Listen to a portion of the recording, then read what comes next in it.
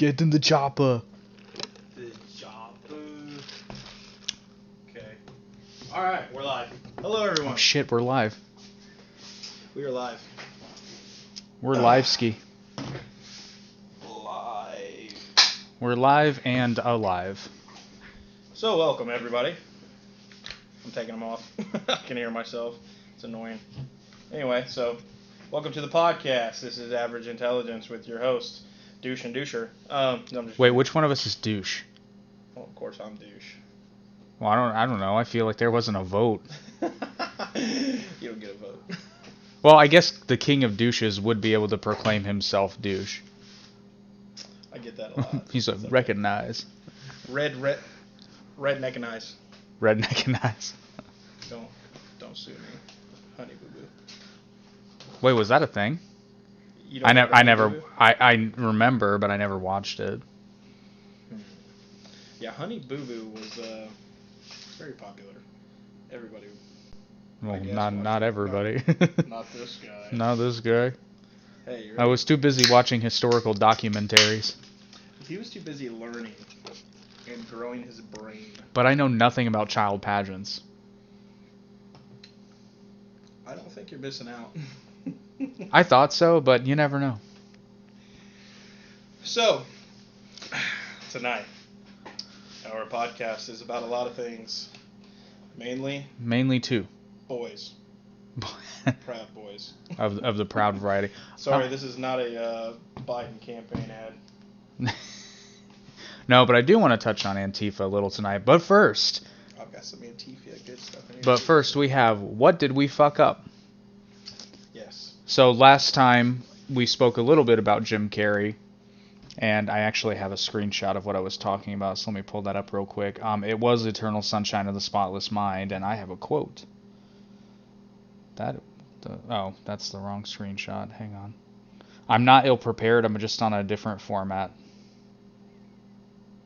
Oh, I'm completely ill-prepared. Okay, so the quote is, and this is from IMDb, when Jim Carrey first met with, I'm butchering this guy's name, I'm going to say Michel Gondry, it sounds French, it's probably French, about starring in Eternal Sunshine of the Spotless Mind, he was suffering from a very bad depressive episode. They met for lunch, and apparently the director told Carrey, "You are so beautiful right now. You are so broken. Please don't get well." And Carrey would later remark when recounting the story that that's how fucked up this business is. So yeah, I don't know if that's a reflection on the French or Hollywood. Probably both. Mucho. Spanish. Mucho. And then we talked about Morgan on The Walking Dead. It didn't establish if there was a particular religion. The guy taught him Aikido. Yeah, he didn't really go into anything. Which is, if you really think about it, that's like the most useless martial art you can learn in relation to zombies. Don't kill. But of course, Morgan killed the dead, but he didn't kill anybody else. Well, Aikido's all about not hurting your opponent, but they're already dead.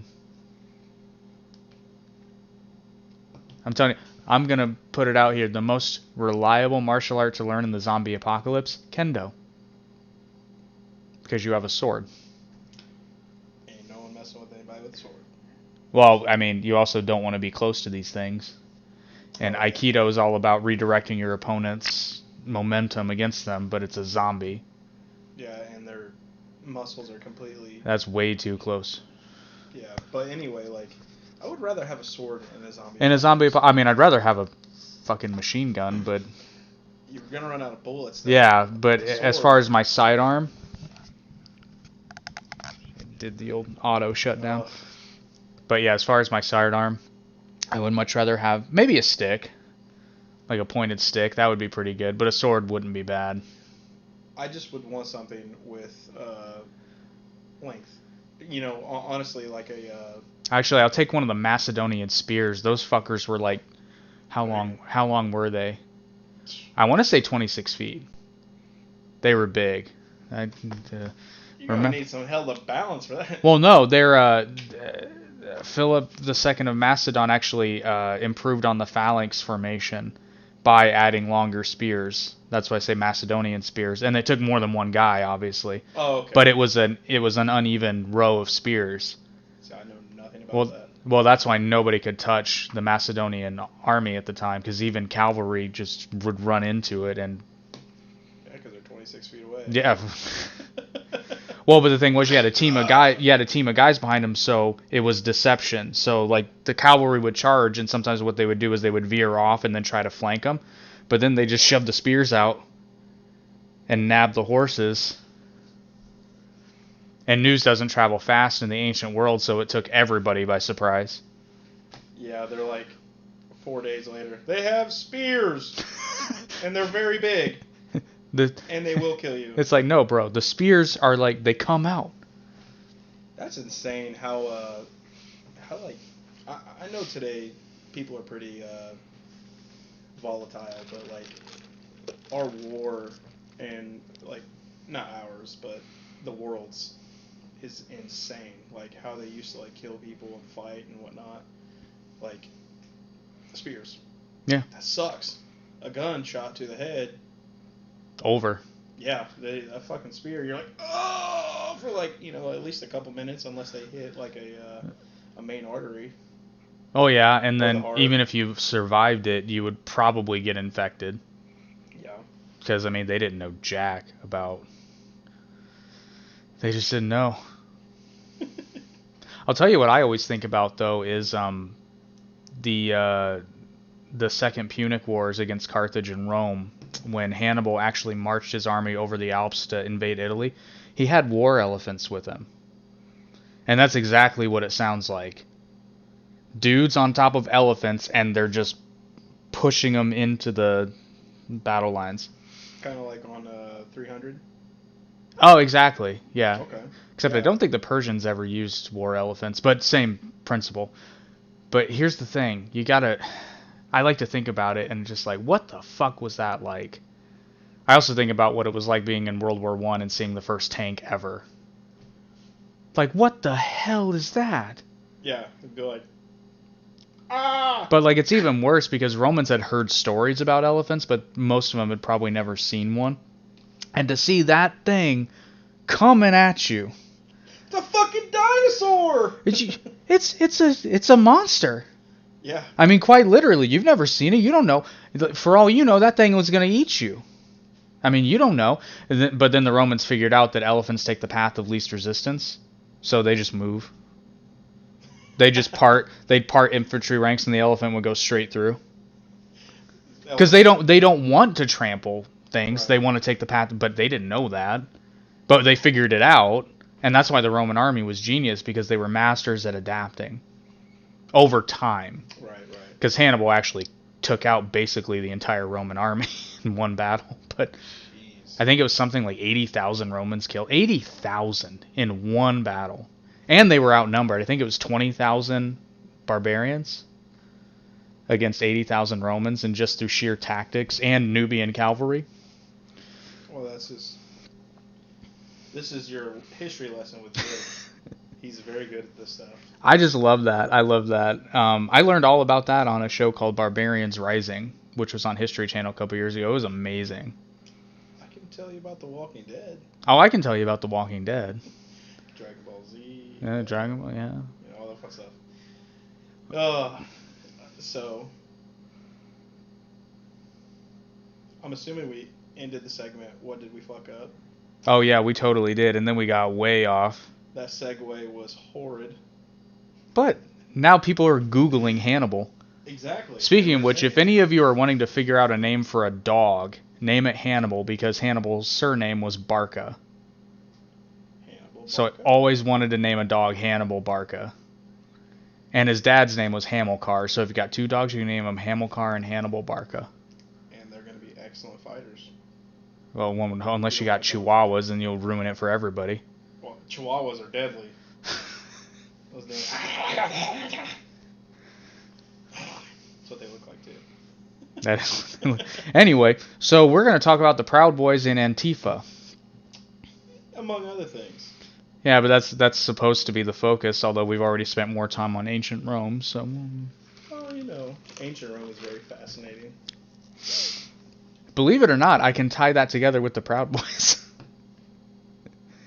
They also started a drinking club. Didn't think about that, but that's surprisingly true. Yeah, so I'll tell you what, I tried to do research on this. I was alarmed at the small amount of what I would call credible sources. Because, like, Antifa doesn't even have a website. They do. Do they? Yeah, Joe Biden's Well, yeah, website. but not. They don't have a real website that maps No. out like what they want, what their goals are, what their agenda because is. everyone says that they're an idea and not an organization, but Well, you know what it reminds me of? It reminds me of the Soviets. So the reason it was called the Soviet Union is after the October Revolution, basically all these little like individual cells popped up and they were called Soviets. Kind of like the Democratic Dumas that had sprung up while the Tsar was still in power. But that's why it was called the Soviet Union, because all the Soviets, like you had the Minsk Soviet, it wasn't it was St. Petersburg Soviet, Petrograd I think it was actually called at the time. You know, each city had its own Soviet, or sometimes they had multiple Soviets that would fight each other. It was a mess. I mean, it was an absolute mess. But that's what it reminds me of, honestly. Different sex. Yeah, with the exception that Lenin eventually came through and was like, I am the leader. Yeah, Stalingrad. He just walked up there and just put his dick down and was like, suck it. Well, in Leningrad, because they renamed St. Petersburg, Petrograd, they renamed Petrograd Leningrad. Which was very much so an ego move, but... Oh, yeah, absolutely. Well, so was renaming the town Stalingrad. I forget what the original name was. I cannot remember for the life of me, but yeah. Got me. I know it, I'm just not remembering it.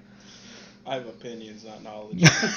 Well, I have opinions too, but that's honestly what Antifa reminds me of in terms of how they're structured. It's only a coincidence that they're communists too. Yeah, fascist, but yeah, they're fighting against fascism. It's like, you guys make absolutely no sense. You say you're against fascists, but yet you're shutting down free speech. Well, so did the communists. Right, but I don't know. I don't have a problem with people. Well, they're definitely not fascist because they don't place the nation above.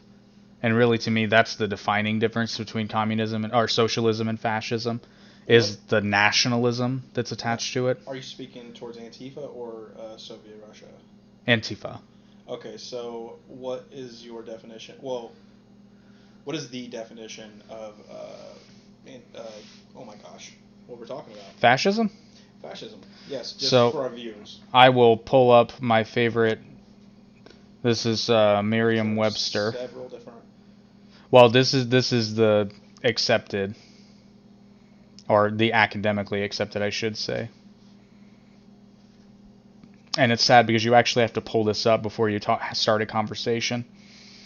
So, as defined by Merriam-Webster, fascism: a political philosophy, movement, or regime that exalts nation and often race above the individual, and that stands for a centralized autocratic government headed by a dictatorial leader, severe economic and social regimentation, and forcible suppression of opposition.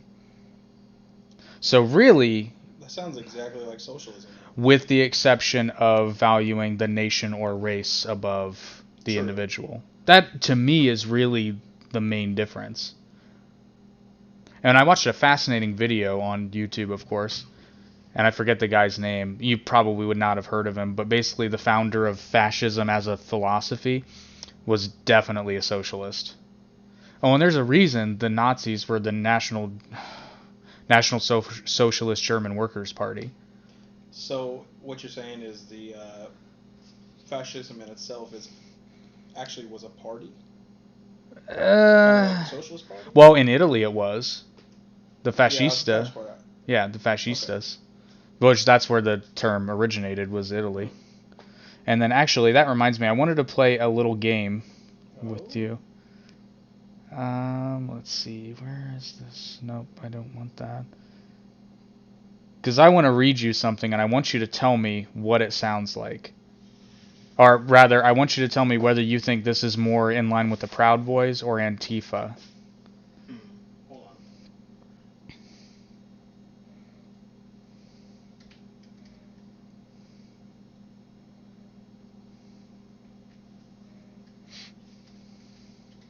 Go ahead. I'm trying to find it. Okay, no worries.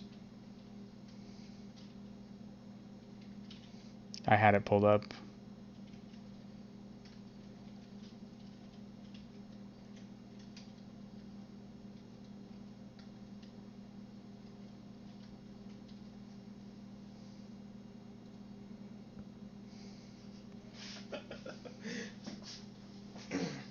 I made a boo-boo. Our title was podcast number 2 when this is number 3. Well, it is the shits, so.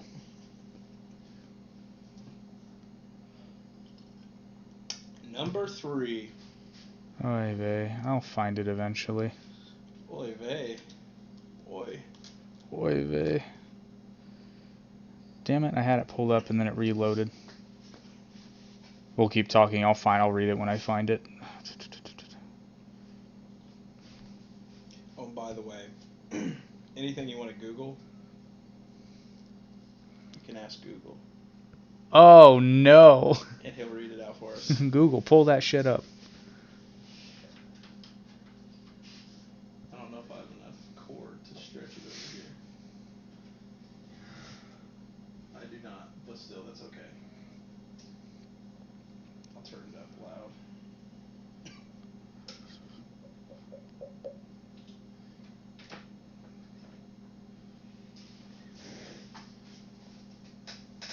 Okay, here we go.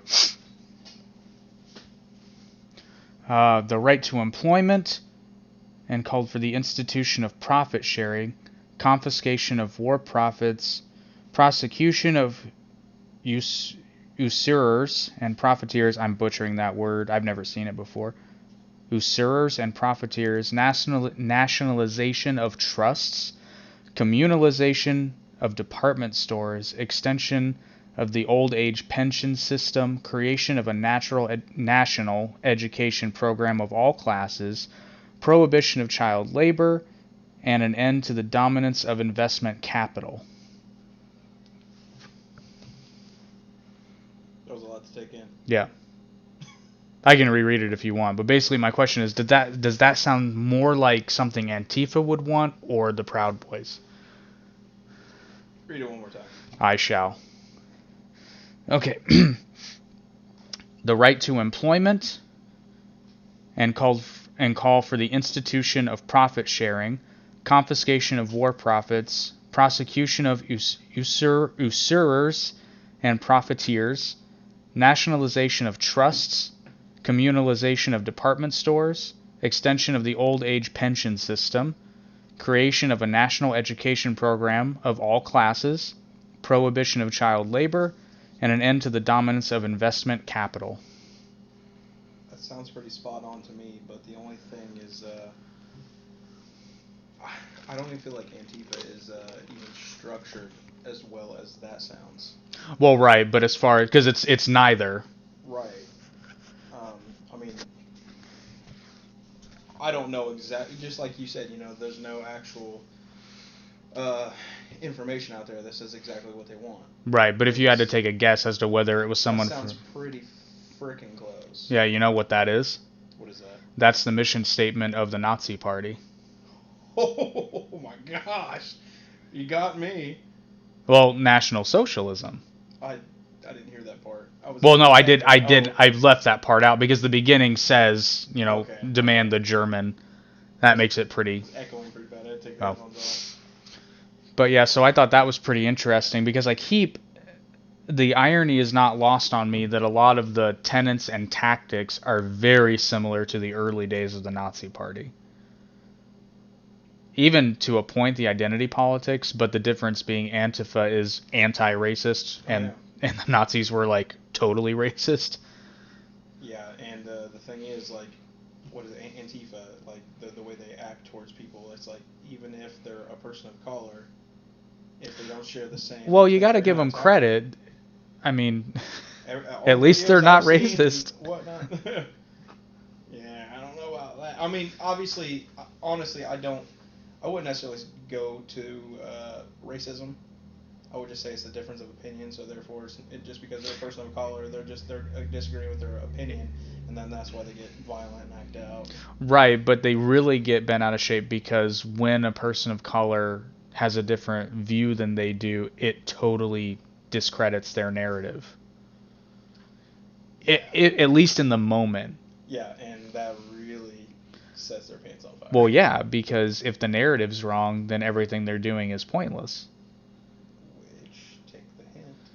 Well, it's not. I wouldn't say it's pointless because it's just. Antifa in itself is pointless. No, I disagree. And I completely Antifa is not pointless at all.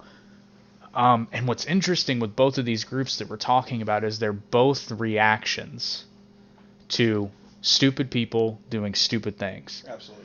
I agree But with I would make the case in both instances if people had done the smart thing and just let the stupid people talk and pay them no mind, that it doesn't warrant a response because what they're saying is so stupid and ignorant on both sides. Because the Proud Boys are a direct reaction to Antifa trying to shut down right-leaning speakers. This is a little off topic. I'm not trying to go too far off, but Here we go. just what you said, Proud Boys is a direct result of Antifa, Yeah. and it's basically just the opposition. Mm-hmm. Exactly like the whole Black Lives Matter, All Lives Matter, because only people just start saying All Lives Matter just to piss off Black Lives Matter. Right, and it was funny. I had a conversation earlier tonight about that. And I hate that term. It's a shame though because All Lives Matter outside of that context is self-evident. But because some really ignorant assholes took it first, now it means something different. It's obviously evident, and I 100% agree with that. But like the whole Black Lives Matter movement, I agree to a point, but like I see why it happened. Yeah, and but as evidence is coming out and whatnot, the George Floyd case, and who's that guy? Jake Blake. Jacob Blake, yeah. That one. He didn't die, or actually, didn't. I think he was shot. He was killed by police later on because he was in the hospital. No, is that? I can't remember if that's the same guy. I'm not gonna try to butcher that. We'll put that one in the what did we fuck up on the next one. Exactly. So Jake Blake was shot. Was he shot by police? Yeah. He was wanted for. I'm getting them confused. He was wanted for sexual assault? Was he not? Yeah. Alleged. Well, no. I mean, he was convicted. Was it? I don't think that particular instance, but I mean, he was. There was a warrant out, I believe. Yeah, exactly. Okay, so anyway, so he's wanted. Oh, so I guess technically yes, it was alleged, but I mean, his girlfriend who was pregnant. Right. I mean, pretty evident. So anyway, so obviously, everyone started. I'm not gonna say everyone. Just people started rioting over him. People rioted over George Floyd, which the knee in the neck and everything like that. Don't get me wrong, man. That was just that was really hard to watch. And oh yeah, that was, and it was totally inappropriate. He was subdued. I agree. The only problem is I don't know if this new evidence hit court or whatnot, but I think it did. There was actually before George Floyd was even pulled out, like the initial arrest, he's in his car. It shows on the camera on the body cam. He put a big piece of something in his mouth and swallowed, and I'm pretty sure he swallowed it. And they were saying that it was the fentanyl, and it was enough to kill him. And the thing is, that's why if you watch the whole video, the body cam, he's already saying, "I can't breathe" before he even gets out of the car. Correct. And the thing is, once he's on the ground, like the cop, they fought with him to get him in the car. So, of course, all that's going to do is exhaust him. And, he's going to be already out of breath and depleted in the drugs in his system. And then all of a sudden he hits the ground. But the cop was, trying... I'm not going to say... I watched the whole thing, and this is going to sound completely biased, but if you watch the whole thing, you're going to see the cop didn't really seem malicious. I don't know. If you watch the whole thing again, I I'm did. telling you, I'll I've watched watch it a couple again. times. But well, and now you have to kind of define what you mean by malicious, and this is where we get into trouble. Was he trying to harm him, or was he? Was he I would intentionally? I would trying to make harm the him? case. Okay, he was either, in my opinion, he was either intentionally trying to harm him or he's stupid. Because here's the thing: I've had a knee on my neck. If you know what you're doing, You can breathe. you know. Well, no. If you know what you're doing and you put your knee on somebody's neck, you've got bad intentions. You have bad intentions. Well, for one, though, like that should be like a quick subdue. Correct. It's designed to be a quick subdue. Yeah, because it's like and I'm sorry, I didn't mean to say can't breathe. That was a stupid, and I retract that. But what I meant was like exactly what I said. It needed to be a quick maneuver. A knee to the neck if you're not trying was to. Was he already in handcuffs though? Yeah, he was already in handcuffs. It's like, but the thing is though, I know there was 4 cops there. I think, right? 4. I think so. Yeah. Well, 2 of them. Yeah, all different ethnicities. Well, I think it was 3 white guys, and I think it was 1. No, there was an Asian guy, there was a black guy. Oh, were there? Okay, then, yeah. It's been a while since I watched the video. But anyway, so like, there's 4 cops there, but if you notice, they were all small, and George Floyd was. Well, I'm gonna tell you right now, if you're properly trained in jiu-jitsu, I don't care how small you are, you can take a dude. And that is exactly. And you can take a dude without hurting him if you're well trained enough. Exactly. Well, that's the thing. It's definitely possible. What do you think police need?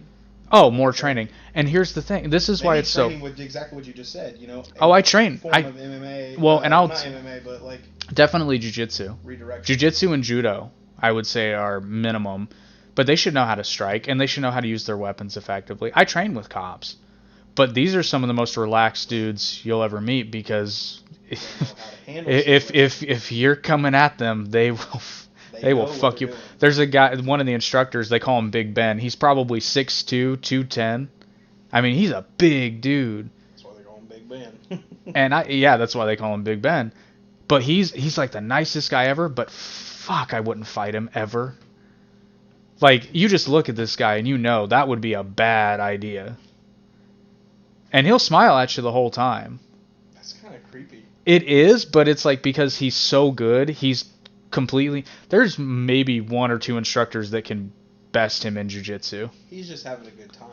That's exactly. He's having a good time because he knows he knows he's gonna be fine. And he knows that he can do what he wants, and he's not gonna hurt you, and he's not gonna get hurt Yep. himself. I love learning gun defenses from him because again, he's done it. So, we got off. Kind of. We're still talking about it. Okay. But I would make the point that okay, so either, and I'm totally blanking on the officer's name. But anyway, I would say he was either, and this coming from someone who barely knows anything about jiu-jitsu, my ground game sucks. I'm not a cop. I'm not a lawyer. Full disclosure, I'm a moron. Not a lawyer. Not a lawyer. But to me, it just seems like if I want to hurt somebody and I'm in that position, I'll stick my knee in their neck. You know, it's just, and again, it's like you said, there's 4 dudes there. And again, they've got him on the ground. And I don't want to insult cops out there because I get it. It's a rough job and you don't know what's going to happen. What they should have done, and exactly what they were trying to do, since he was obviously much bigger than them, and they were completely, untrained in that situation, would have been to just wear him out. Well, I don't even know about that. I think they were trying to get him in the car. Yeah, they were trying to get him in the car. Get him in there because he's, well, and that brings up the open-ended question, though. It's like, okay, I know we don't want to use it. I don't think anyone is a proponent for use of excessive force. But what do you do? How far do you let it go? Well, what do you want? Do you want him to get away? Now, granted, this whole thing started because of a counterfeit bill. Fucking check. No, it was. Oh, it was a check? Yeah. No, what was it? It was a counterfeit bill. I can't remember if it I was thought a it was a bounce counterfeit. check. I can't remember if it was a counterfeit $20 or $100 bill. Regardless, though, it's like legit. It really. But the thing is, though, I feel like they knew. They knew who he was. Well, I feel like they knew something of possibly drugs, just from him. Well, the one cop knew who he was. You know, I do believe they knew each other. Oh no, that's documented. They worked together as bouncers in a club but before. Just because you work together doesn't mean you knew each other. And Apparently there is bad blood. I read speculation that he was the cop. Chauvin, Derek Chauvin, is that his name? Yeah, that is his name. He was an asshole Mm-hmm. to a lot of people, and I'm actually. Was that a club or strip? It was a strip club. I think it was a strip club. Yeah, and that Derek Chauvin guy was a complete asshole to like the girls. And yep, whatnot, and I had read that. Yeah, I read that same article. And obviously, I'm not gonna say Floyd's a hero or anything like that. You know, rest in peace. But it's just like, obviously, there's speculation everywhere, but we still are not even anywhere near the truth. Well, here's the problem, though. Getting there, I hope. And this was a major mistake on the part of the prosecution, because they filed charges for second-degree murder. But here's the problem. If you had, this was Ben Shapiro, and I'm butchering this, but he made this point. If you had charged him with third-degree murder, or even, I think they said reckless endangerment, or manslaughter, certainly, a lot easier to make those charges stick. Yeah. Second-degree murder, if that toxicology report comes back, and it was the fentanyl, he's walking. But the prosecutor messed that up. But again, and this is the shame, because they made it political. They only did that just to appease. Because the mob.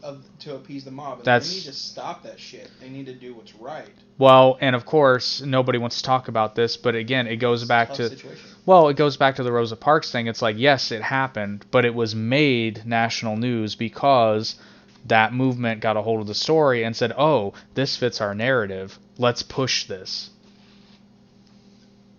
Didn't we talk about Rosa Parks last time? And that...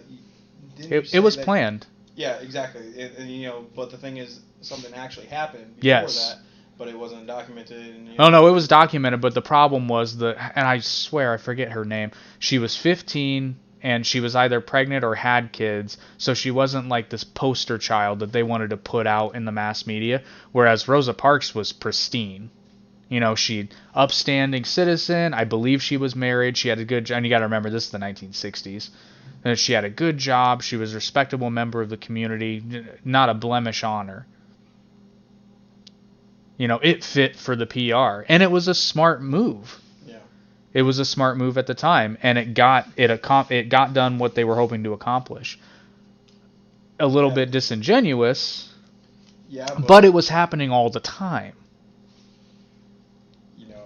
I was completely about to butcher what you were getting for. I was going to say, the road to hell is paved with good intention. I was like, just go backwards on that road. Just go backwards. I mean, and it sucks, though, and it's really nobody's fault that it happens this way, but it is the fault of some people that grab it and probably losing viewers over this. Yeah, we went down to 0. Shit. It's like, fuck this. Get rid of it. No, we're going. Anyway, so... Haha. But yeah, so it's messy. It's messy. Indeed. And we're so not qualified to talk about it. I don't think anyone really is. Well, but that's just it. Nobody's really qualified to talk about it, but they are. I'm sorry. If you have an opinion, it's an opinion. Just because, if the facts roll out and you're wrong, hey, guess what? Opinion changed. Well, but I wonder what would have happened if, instead of everyone arguing about what we didn't agree on, if maybe we had started the conversation a different way. It's like, okay, I think we can all agree that this A, shouldn't have happened. That B, whether or not it was the cause of death, excessive force was used. Speaking of George Floyd, FYI. Yeah, speaking of George Floyd. And I think most of us, if not all of us, can agree with that. And I think we can all agree that at least it's not like more training is going to hurt cops. No. It's not like more training is going to hurt civilians that interact with cops. And I think we can all agree that taking away funding is not going to lead to more training. No, that's going to lead to shittier cops because well, it's going to lead to shittier cops or no cops, and we've already seen what that leads to. Well, no cops, yeah, but the thing is, though, you're going to have those, like, you're going to have the bottom of the barrel people wanting to apply for those positions just because they hate a certain type of people. You're going to get if the training is easy, you're going to get the type of people that just get their rocks off being handed a gun. Yeah, exactly. And get off on the power play. You know, honestly, like, well, we know there are good cops and bad cops, but exactly what you just said. A lot of them are drunk on power. Oh yeah, that's even if they're good. Well, that's why you need the checks and balances, and I agree with a lot of things they're talking about, where the immunity standards need to be completely reviewed, and there needs to be I don't think anyone's disputing this, but that's not what we're talking about in terms of the major media. Right. I think this is all stuff that we can agree on. Investigations. And, you know, I know, obviously they always have internal investigations, you know, when incidents like this occur, but... Have it investigated by a different precinct. Well, I mean, yeah, I totally agree, because then, but... Or, I hate to say this, like, have I know it's going to cost more money, but have an additional, like... Obviously it's not a police department, but it's more like a... Not an internal affairs, but like an outside source, and that investigates that. Yeah. They're it's like a court, but their specific role is 100% cases like that, because I'll tell you what, those cases happen all the time. Yeah. And there's investigations in a lot of precincts, and so therefore, I mean, obviously. And they would handle things like people being accused of planting evidence. I was just listening to Joe Rogan podcast again. He had a lawyer on. And he was talking about, and I forget the guy's name, but he was talking about, I think he was in the news recently because he got exonerated not that long ago. Because they were talking about Kamala Harris, but then he was talking about his client in New York who was on death row for 18 years for a rape and murder that he did not commit. And the prosecution continually blocked DNA evidence from being accessed. This wasn't Harris, this was in New York, but they were talking about the same thing. And it's like, he told the story about how the guy... after he got released, they filed a civil suit, obviously. And the guy, they were waiting to hear the verdict, and they were outside, and I guess the guy who got set free was smoking a cigarette. And when he was done with the cigarette, he put it out, and then took out a little plastic baggie, he put the cigarette butt in it, sealed it, and put it in his pocket. And the lawyer's like, "What are you doing?" He's like, "You really think I'm going to leave DNA anywhere ever again?" I'm like, shit. 18 years, you goddamn... You smarten up real quick. His ass was on the frying pan, and he hopped off, and he's like, "No, you ain't getting me back on there." That's crazy. Insane. I didn't hear... you don't remember that guy? I'm gonna have to watch that podcast. Yeah, I'm gonna have to look it up, because I don't remember the guy's name. And I'd heard it before. I was watching... who was it? Saladino tonight. Have you watched that one yet with Rogan? I think that might have been it, actually. Paul Saladino? I think it might have been it, actually. Maybe. He's a 100%... I mean, obviously, he eats, like, vegetables every now and then, but, like... Oh, never mind. He's a 100% meat eater. Is he the power lifter? No, he's a skinny guy. He's actually... he's super intelligent. He's actually... I think I know who you're talking about. I don't know if he's a nutritionalist. I was only halfway through it, but it was... I think I know who you're talking about. Are they talking about that documentary, Food Incorporated?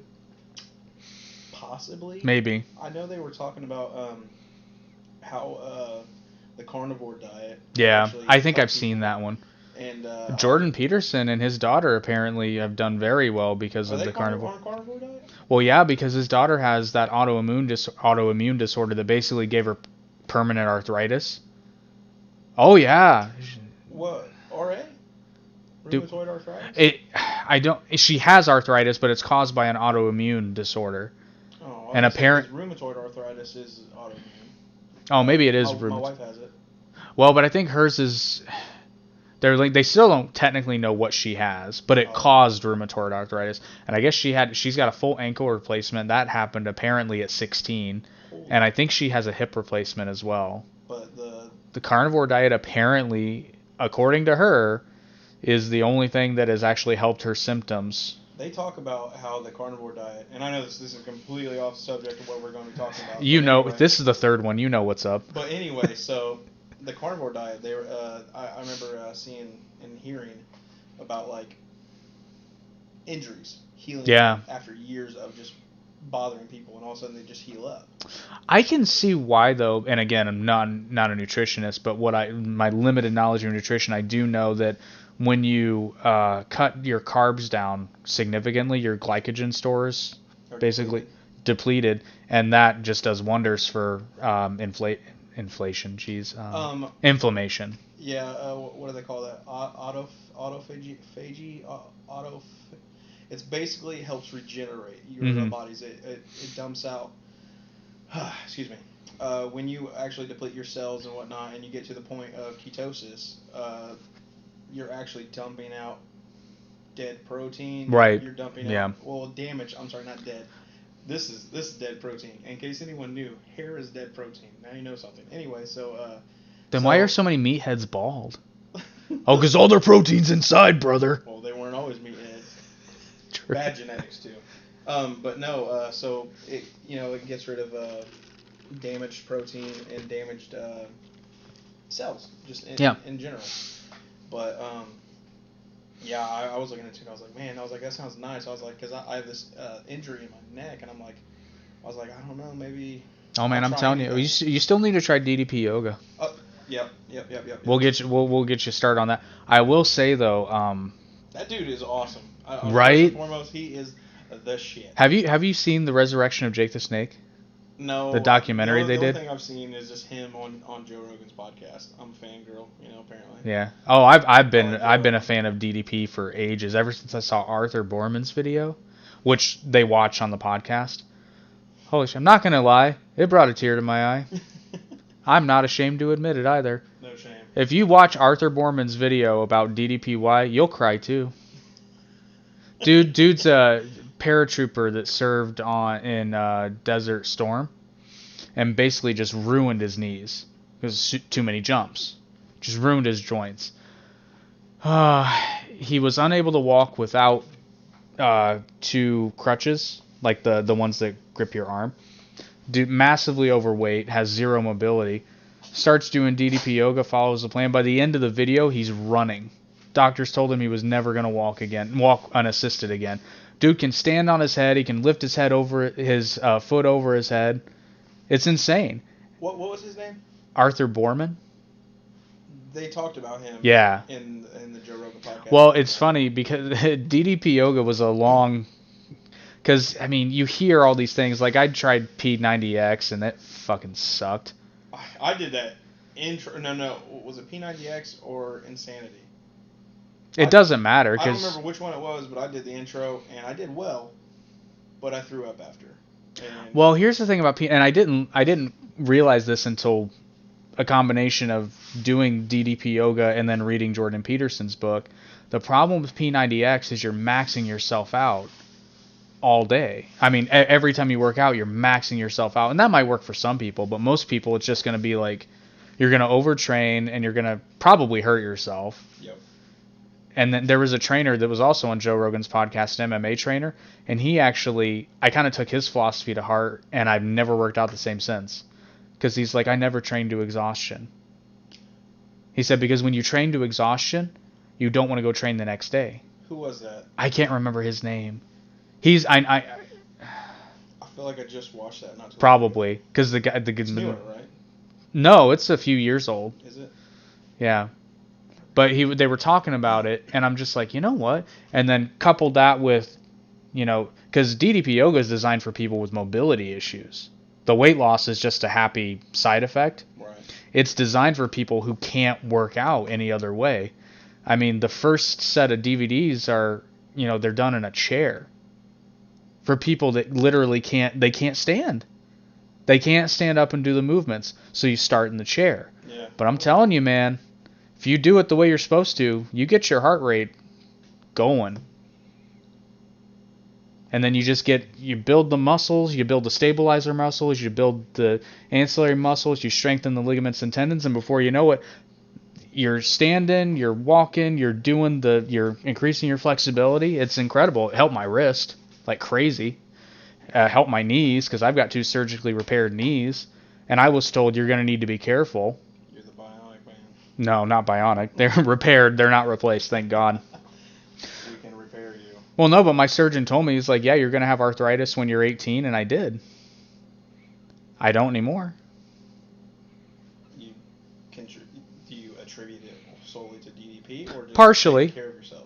Both, definitely both, but it helped. It definitely helped. Because you've always stayed like mildly thin. I got lucky, and you didn't see me when I got super fat. I just can't imagine you super fat. Well, I say super. So this is such a funny story. So I always kind of in the back of my mind, and I was totally deluding myself, but it was like, as long as I'm under 200 pounds, I'm not fat. For my size. As long as the belly sticks out further than the tits, we're good. That is what I always said. If your stomach goes out further than your chest, you're fat. You know what the funny thing is? You said that when we were kids, and yeah. I remember that to this day. So I had 2 guidelines, and the belly got past the belly got past the boobs, and I'm like, okay, but I'm still under 200 pounds. But I didn't actually weigh myself. Like every once in a while, and I'd be like, and I noticed it kept steadily going up, but it was like, I got into the 180s, and I'm like, I'm still not to 200. But then I had to go. I went to the doctor for the first time in ages, and I got on the scale, 192, and I'm sitting there on the scale, and I literally, I'll never forget it. I'm sitting there, I'm just like, and I'm vocalizing this. I'm like, nope.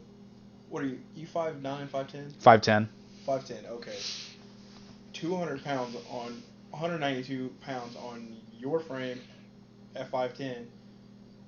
You were chunky. Yeah, I know, because I was eating like shit and I wasn't doing anything. Like and here's the thing, because that was a time I will say I was totally depressed.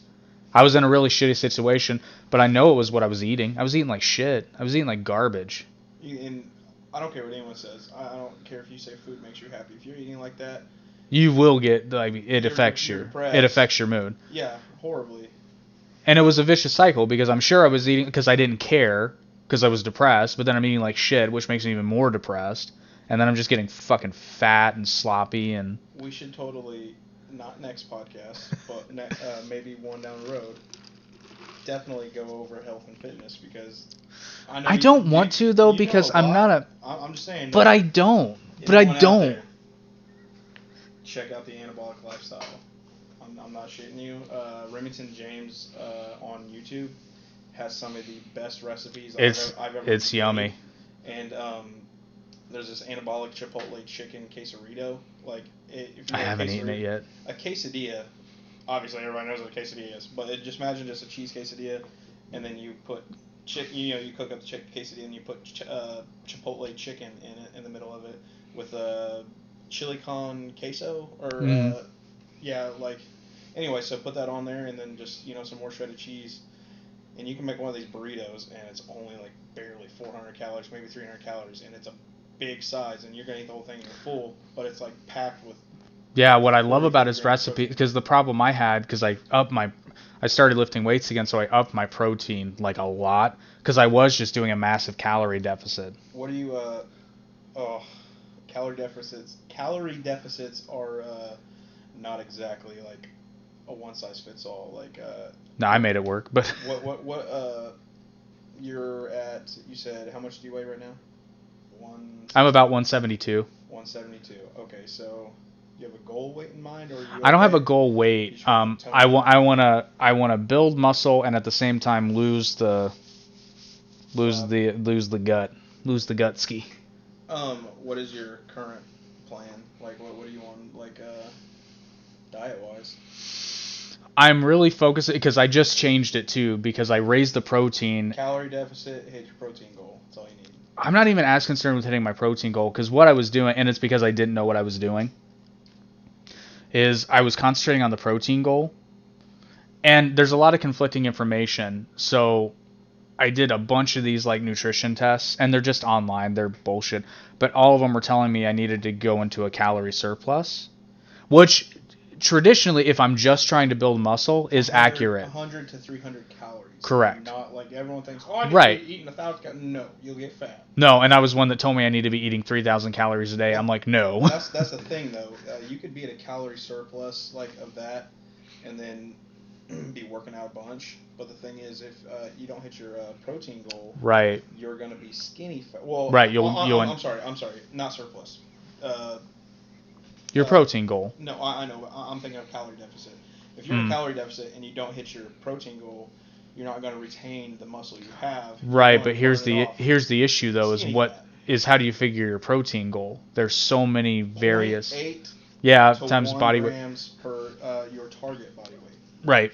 And then your calories, if you want to be say at I'm 6'2", so if I want to be 200 pounds, I will take my body weight, so take my target body weight 200 times 12. That's where I want to be at for my deficit, where I'm at right now. So 240, take that times 200 times 12, and that's the amount of calories a day I'll have to eat. And then once I get to maintenance, and this is with working out 3 to 4 times a week, I will just take that number 200 times 15. And I know this sounds a little confusing to anyone who might not know anything about fitness, but calories. Another thing is if you are we're way sideways. But anyway, so calories, if you are not losing weight but not gaining weight at where you are, you're at a calorie maintenance. You're at a calorie maintenance. Just track what you eat for a week and then take away 500 calories. Which is what I'm doing. Which is what I'm doing now. That's the best way you can do it. Greg Doucette, I don't know if you ever heard of him. Yep, I'm familiar.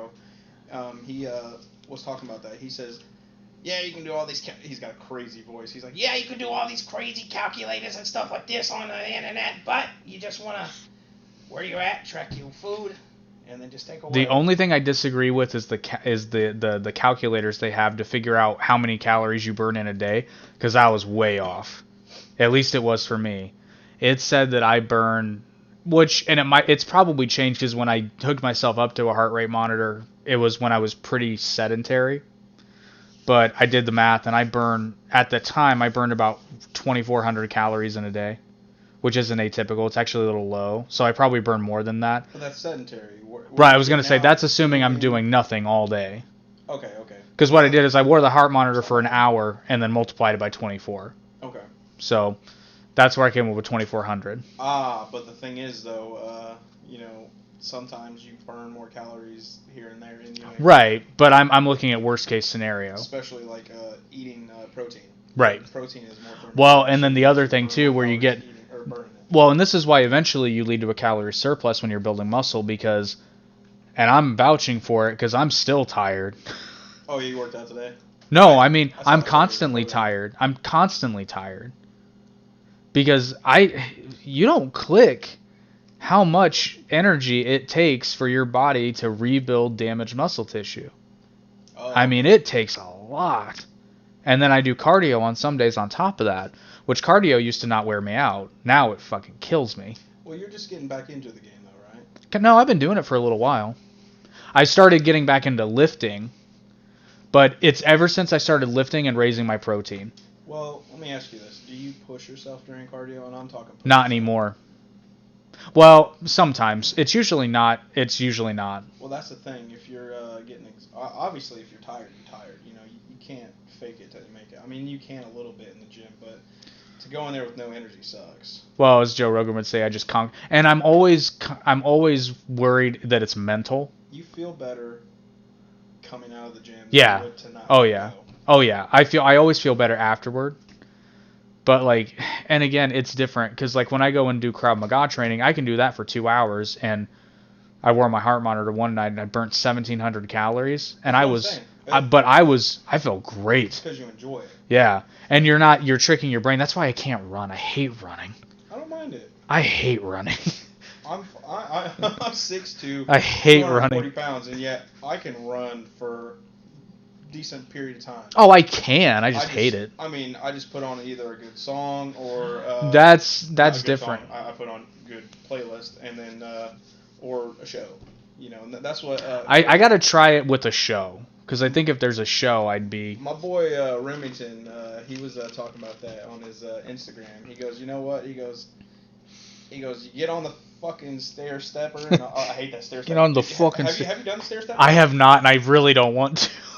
I'm telling you It what, looks miserable. You think you're in shape, or I'm not saying you think. Oh, I know I'm not. I'm saying like go and fucking do that stair stepper. I'm telling you what, like I've always had like very in shape legs. See, I have two. I've never had an issue with legs. It's always been upper body and my gut. You turn it up and it gets going real fast, and you're just lifting your legs. It feels like you have fucking your feet were cemented. And you're yeah. Have you've probably seen her. I don't know what her name is, but she's at the Planet Fitness that we both go to. She's a tiny little thing, but if you ever see her there and she's wearing leggings, you see she's got quads that are like disproportionate to her body. But she's always in there on that stair thing, and she owns that thing. And you know what happened, right? When she was a toddler, have you ever seen those little toddler weights? No. Her parents made her wear toddler weights. No, I'm just kidding. Oh, yeah. I thought you were serious. I'm like, have you talked to her? Because I have questions. I want to know what she does for leg day. You better careful. She'll fucking kick you. I know. Bam! That's why I don't want to. I'm pretty sure I got hit on at the gym the other day. Oh, what was his name? It was a guy, actually. Oh, I was joking. That's why I thought it was funny. Because I didn't click until like halfway through the conversation. Like, I see what you're doing. That's about halfway through the conversation. I'm like, I think this fucker's hitting on me. Thank you, but no thank you. No, it's so funny because he comes up randomly, and like, you know, dudes at the gym, like, we don't fucking talk to each other. No. Unless it's like, you using that? Yeah, and then the halftime is like, yeah, or half the time because I got headphones in, they're just like. Yeah, that's like, what I do. Yeah, and it's like, no words are exchanged, and this guy comes up to me, and I didn't think much of it, because, you know, occasionally you'll be working out, and somebody will, like, kind of make a passing glance, like, oh, what's he doing? You know, but I didn't think anything of it because I do my weightlifting routine, and then when I'm at Planet Fitness, every day I do a warm up, which is funny. I do my warm up after I do my weightlifting, which it's out of order, but whatever.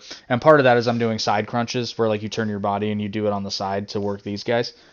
And he comes up to me and he's like, hey man, you know any good ab exercises? And I'm like, honestly, not really, because you know I'm working on it. He's like, yeah, man, me too. I know what it is. Did you have headphones in? No, I had just finished, so okay. I took them out. All right.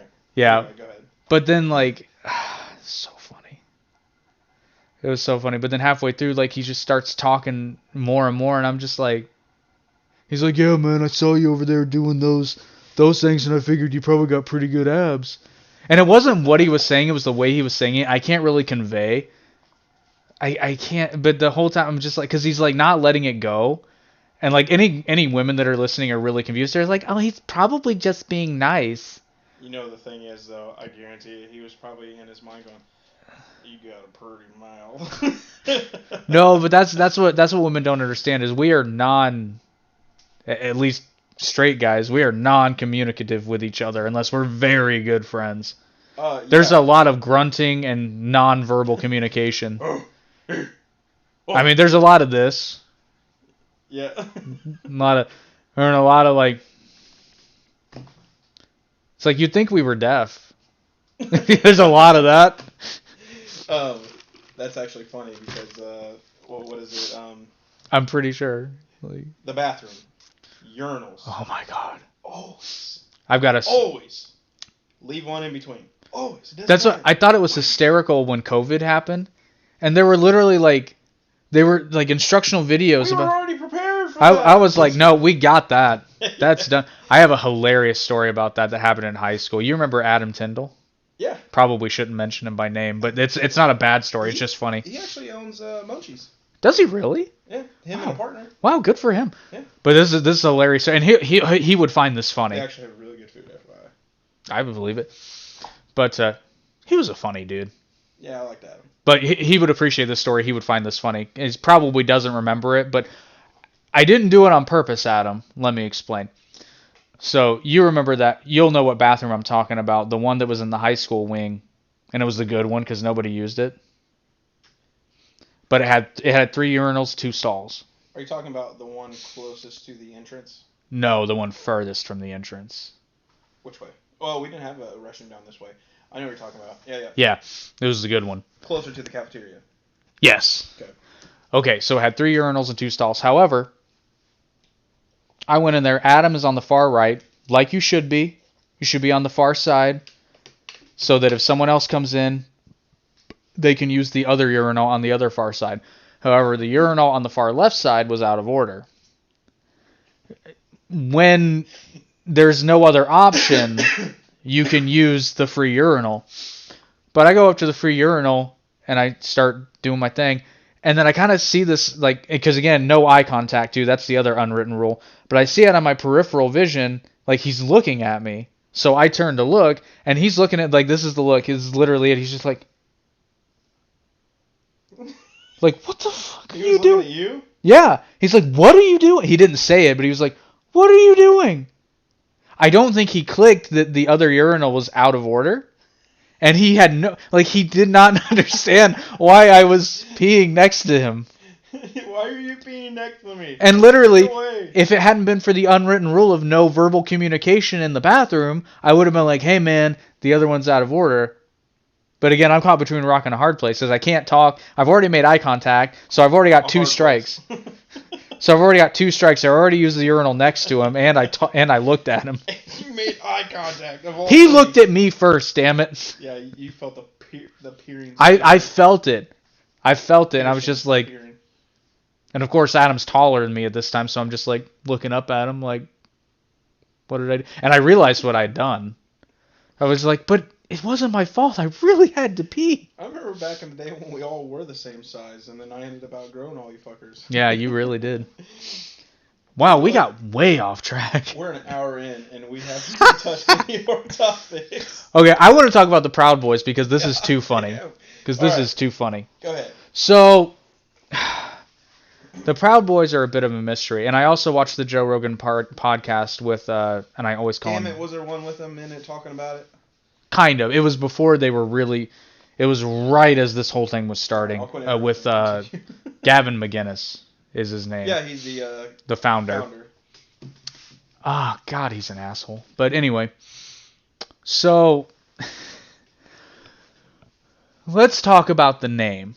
So and I'm he's sure. From Canada. Yeah. Yep. He came to the United States in 2001. Yeah. So he's a fucking immigrant. Immigrants are good. No, and that's the thing. The Proud Boys are not anti-immigrant, but they're accused of being anti-immigrant. It's like the founder's and Canadian racist. And racist, even though the current chairman is an Afro-Cuban.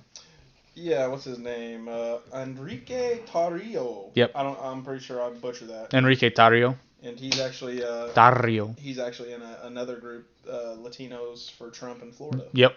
I think he was a founder. Yeah, probably. I mean, so I'm sure you're wondering why we have Aladdin here. Oh. I don't even know why. As the unofficial sponsor of tonight's podcast, and there is a reason.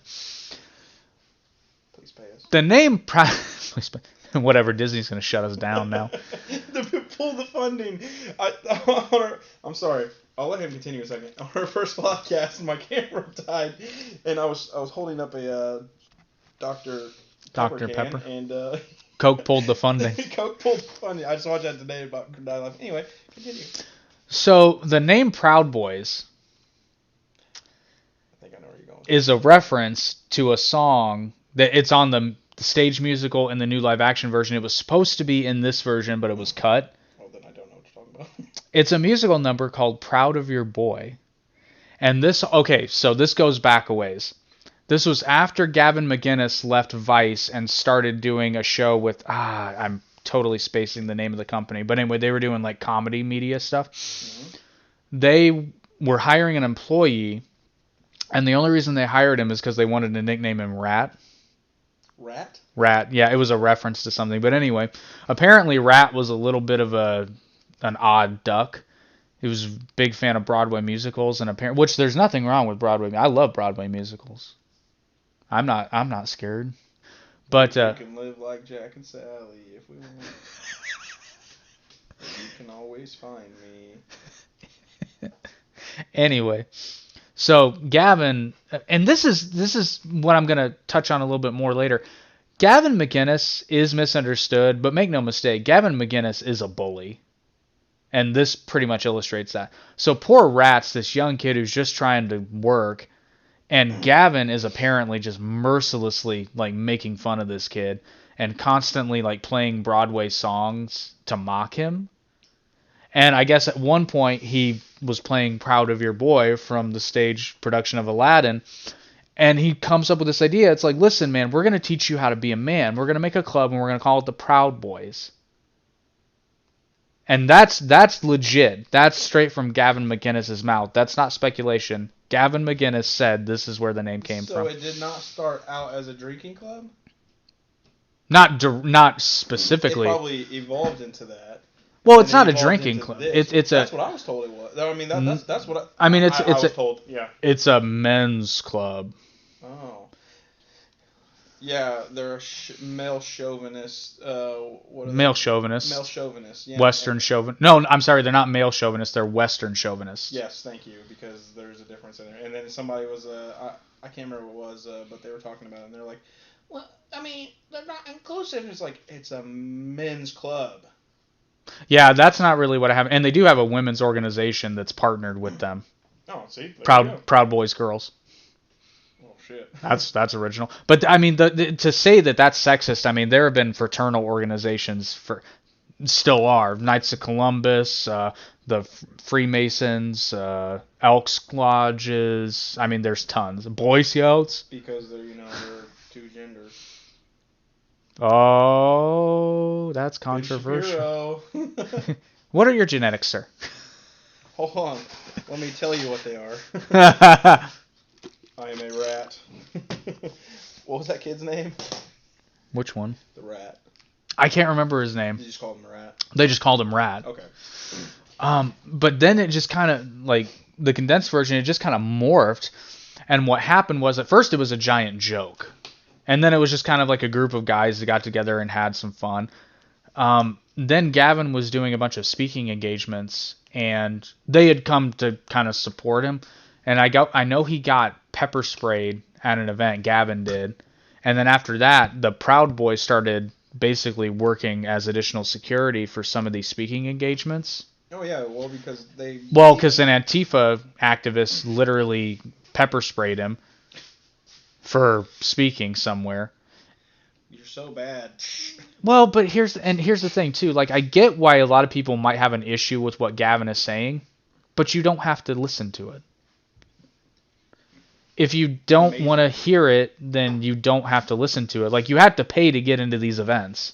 Yeah, why are you going to... I've never understood that, too. That's like with the Trump rallies, like, not necessarily just the Trump rallies. I'm pretty sure there are Trump any rallies that go to Biden's rallies, But you don't really hear too much from that. But, like, except, what's his name? He's InfoWars. Not Alex Jones. I thought you were going with Alex. I might be kind of retarded. I gotta admit, I'm a little retarded. But no, Owen Schroyer, is that his name? I don't know. I only know Alex Jones. Have you seen Antifa SmackDown? Probably. My brother's channel. He's got some videos on there, and Antifa SmackDown is on one of them.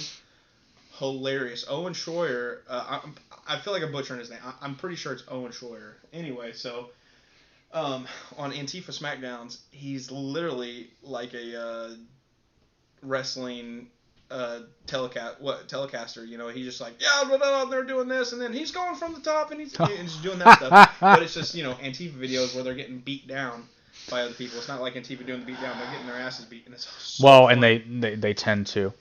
But no, where I was going with that was Owen Schroyer was at. He was in.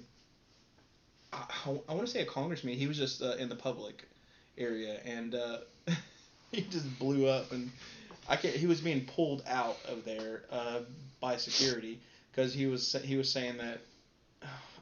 I'm not gonna butcher it. I can't remember what he said, but it was hysterical. I'm pretty sure he was talking about how Democrats and whatnot were like eating babies and stuff like that, and I was like, the thing is though, like I said, I'm completely butchering this. The dude's not actually as crazy as you think. Like, I know Alex Jones is pretty out there. Alex Jones is pretty... I But, have much respect for him. but, Alex Jones... He's called a lot of bullshit. Well, they were talking about how there was a pedophile island. They were talking about it, and then Epstein gets arrested, And then boom, and there's a pedophile island where a bunch of elites and Democrats, well, not even just Democrats, but politicians go to, and guess what they did on it? So I'm just like...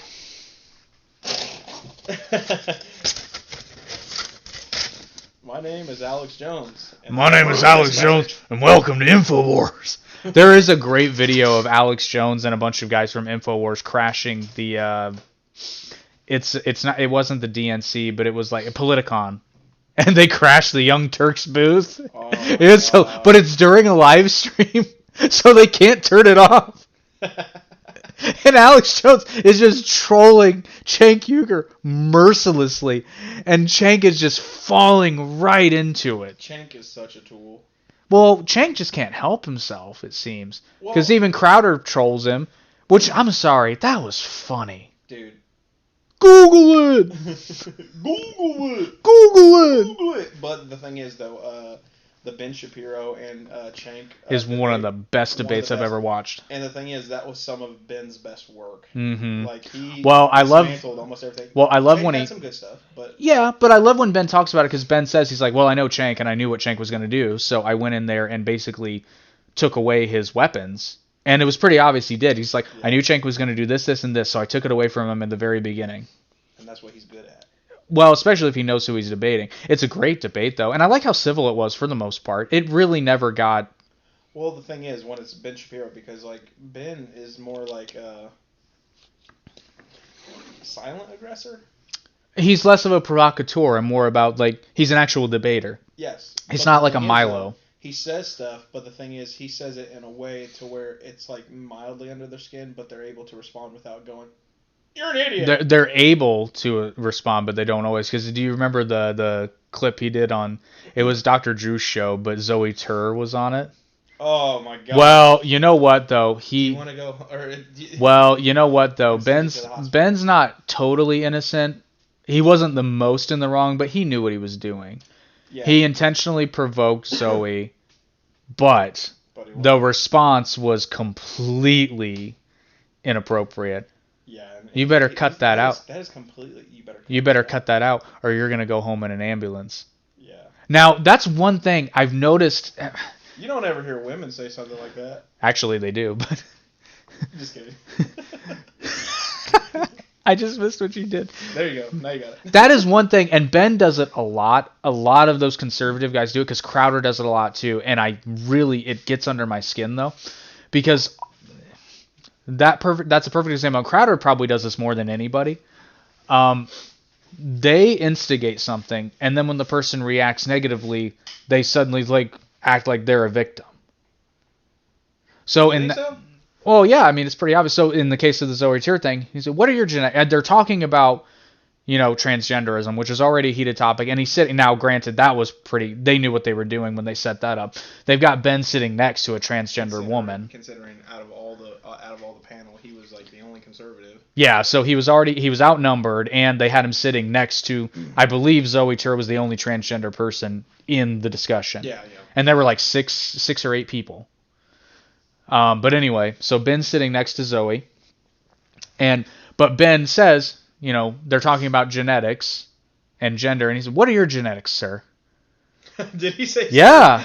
Well, but again, he knew what he was doing, and he did it on purpose. The only thing is, though, he has always said, I am not going to pretend that you are a man if you are a woman, or except you're a woman. Except, even by his own words, he's talking about, who Blair White is? Yeah, isn't she, transgender, right? Yeah. But Blair is more of a conservative on the... She's Trump supporter. Yeah. Yeah. But and this is where it gets... Got the milkshake thrown on her. Yes. Yeah. Yes. I remember. But he even said, he was, in his own words, he said, like, if I were meeting Blair for dinner, and they were like, where are you seated? Oh, I see. He would say, I would say her, because, she looks like a... I didn't know she was a transgender. I'm just going to put that out there. Yeah, that's one of the more convincing. Yeah, that was like a Maury show. Is this a man or is this a woman? It's like, that's a woman. It's like, hi. Shit. No, but I mean, but Ben's own words, he would admit that in a private setting, he would refer to Blair White as she, her. Oh, did he? Yeah, well, and he says, and this is probably true for the sake of simplicity, because you don't want to get into you don't want to get into a discussion about gender with the maitre d' of a restaurant. You just say, "Oh, Blair's over there, that's her."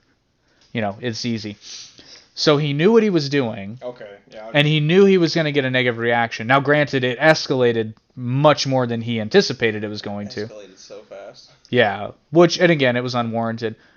But then, like, you see his immediate reaction is one of, like, not terror, but he comes back. He's like, that seems very inappropriate for a discussion. And he's like, I don't think threatening somebody with bodily harm is how you have a productive discussion. And Crowder does this all the time. You know, he instigates. He says that he's not, like, he's not for violence, but I feel like that dude would throw down. Oh, he would. He's a big boy. Well, he's a big boy and he trains. He trains in martial arts. Yeah. He's a jiu-jitsu guy. I mean, he's like all up here though. He's just He's built. Oh no, he can throw. But again, there have been situations where I think it was a change my mind actually, and then the Crowder confronts ones are a little lovely. They're lovely except for the fact. So Crowder instigates. But then if somebody reacts physically, which granted they react physically first, but I wouldn't say it's out of nowhere. Because imagine if somebody, was provoking you in that manner. That's the thing though, regardless. And I'll be first because, I mean, I've provoked some people, but I, threw the first, whatever you want to call it, and, so shit happened. But, words are words, people. Just remember that. Like, yeah, you can get all, but there's no reason to try to take it any further. True. Than that. But the thing is, it's like, honestly, you should use your best weapon, which is your mind. Learn how to come back with things. Well, but I guess my point. But I guess my point is these guys are playing. They play the victim, but they're the provocateur also. I can see that. And it doesn't even have to get physical. Somebody just has to say something physical, and then suddenly it's like, whoa, hey, I don't condone physical violence. I don't do this. I don't do that. Hey, don't touch me. Don't touch me. That's true. It's like, I get it. But it should. Like you provoked them. You provoked them. You provoked them. And you say things like you want to have a civil discussion, but you intentionally putting something on a banner. And again, I don't. That's how he gets people over. It's got to be. I get that, but it's a gray area for sure. But again, you cannot, even though you don't throw the first punch, you're not necessarily innocent. Because there is something. In a court of law, yes. Well, no, not necessarily, because you could say intimidation. There is such a thing as a preemptive strike. If they were all, but if they're just saying, "Oh, you're a fucking idiot," you're a fucking idiot. Right, but that's not usually when it. That's not usually. No, that's not intimidation. But that's not when it escalates. It escalates when. Oh yeah, well you look at me the wrong way, I'm gonna knock you sideways. Blah blah. Basically, like, yeah. Intimidation. Yeah. But I'm just talking about people that just get upset over somebody. Like, well, yeah. That's a different issue, but again, it's stupid. Like, I guess, and I'll use the Ben Shapiro reference because this is probably the best example of it. Is like, okay, would it have been inappropriate for Zoe to hit Ben? Yes. Would it have been unwarranted? That's a gray area. Well, the question is if he'd hit they back. Well, would it be against a woman or a man? I think Ben would be the first to admit that regardless, I'm tiny. That wouldn't have worked out well for me at all. Before. He's just like he goes. Then he said it to Joe. He's like, "You and I aren't going to be meeting in a cage anytime soon." It's like, no, I wouldn't meet Joe in a cage. No, he's a fucking gorilla. He's a beast. What is he? He's probably your height. He's not very tall. He's 5'8". He's only 5'8". Yeah. He's a fucking gorilla. I was shocked when I learned that because I figured he was close to 6 feet. No, he's 5'8". I've got 2 inches on the dude. And he would. Something to be proud and of. he would fuck me up. I would not want to get kicked by Joe Rogan ever. No, he's got some pretty powerhouse kicks. Well, he did Taekwondo basically his entire life up until he was in his 20s, and then he did kickboxing, and then he did Muay I Thai. still find it so funny that he's a comedian. I never knew that until like I started watching his podcast, I know. and then I watched his fucking stand up, and I was like, this dude's He's funny. so good. And the thing is, he's not like an over the top like Dane Cook style. Nope, which is why I like. Don't get me wrong, I love Dane Cook. Well, and I like him too because like his style is like he drops some truth on you too, but then he makes it funny. Mm-hmm. Well, and that's the thing. I was just listening to him and Colin Quinn. Did you watch that one yet? Maybe I lose track of them. Came out like. No, I don't think so. 2 weeks ago. Fantastic podcast, and he was talking about saying things that are just like how to say them. Like, you want to get a message across, but you also want it to sound funny, or you want to tell a certain joke, you got to have a segue into it. Right. And he was talking about wanting to make fun of a certain group. Not necessarily a certain group, but he was trying to make fun of this certain thing, and he had to find a way into it. And is he talking about his bit with Caitlyn Jenner? Because he goes through his process on that, and it's genius. Yeah, and it's genius. It was. I was like, holy shit. Like, and I've seen that stand up, and do you it's remember like the process he discussed? So the first thing he has to do is he has to like make fun of himself, and he uses the metaphor about his manhood being a tower of marbles. Daughters, and he goes, his manhood's a tower of marbles, and every day they take 2. Which is hysterical. But the thing is, at the same time, it's kind of legit. It is kind of legit. I can see that. And I was like, damn. I was like, that was such a good explanation of how to do a racy joke. Well, but I also think Joe Rogan's an example of like the best kind of masculinity. He claims he's left. I actually heard him say it in a podcast. I didn't think he was. I figured he was more central. But the thing is, he literally said, he goes, I'm left. But the thing is, today's left versus. I'd say he's definitely a classical liberal. Yeah, and most definitely. But I consider myself a classical liberal. Yeah, and I do not consider myself that. I consider myself more relaxed conservative. That's the only thing I would say, because I would say that's the definition of. I would say that's the definition of a classical liberal, though, is kind of just a relaxed conservative. Because there are certain things I think we can all agree, like reasonable people think we probably shouldn't spend more money than we have. Yeah. We should probably, lower taxes, generally speaking, without the corporatism. Lower taxes is generally going to lead to more money in the private sector. And it's going to lead to, not full-blown Reaganomics, but I mean, it's pretty obvious if a business has more money to invest, it's going to invest it, because imagine that, businesses like to make money. Right. And when you invest in a business and you do it right, you will make money. And, I know we're kind of in the middle of Proud Boys, but I was actually going to be talking about that. Let me make sure this is... I'll make sure this is... Anyway, so what I mean... No. Well, don't make me break out the radio voice. There's another DVC abridged joke there that you won't get. Damn it! And the wombat. So what you're talking about, the lowering taxes and whatnot, I know you were talking about classic liberalism.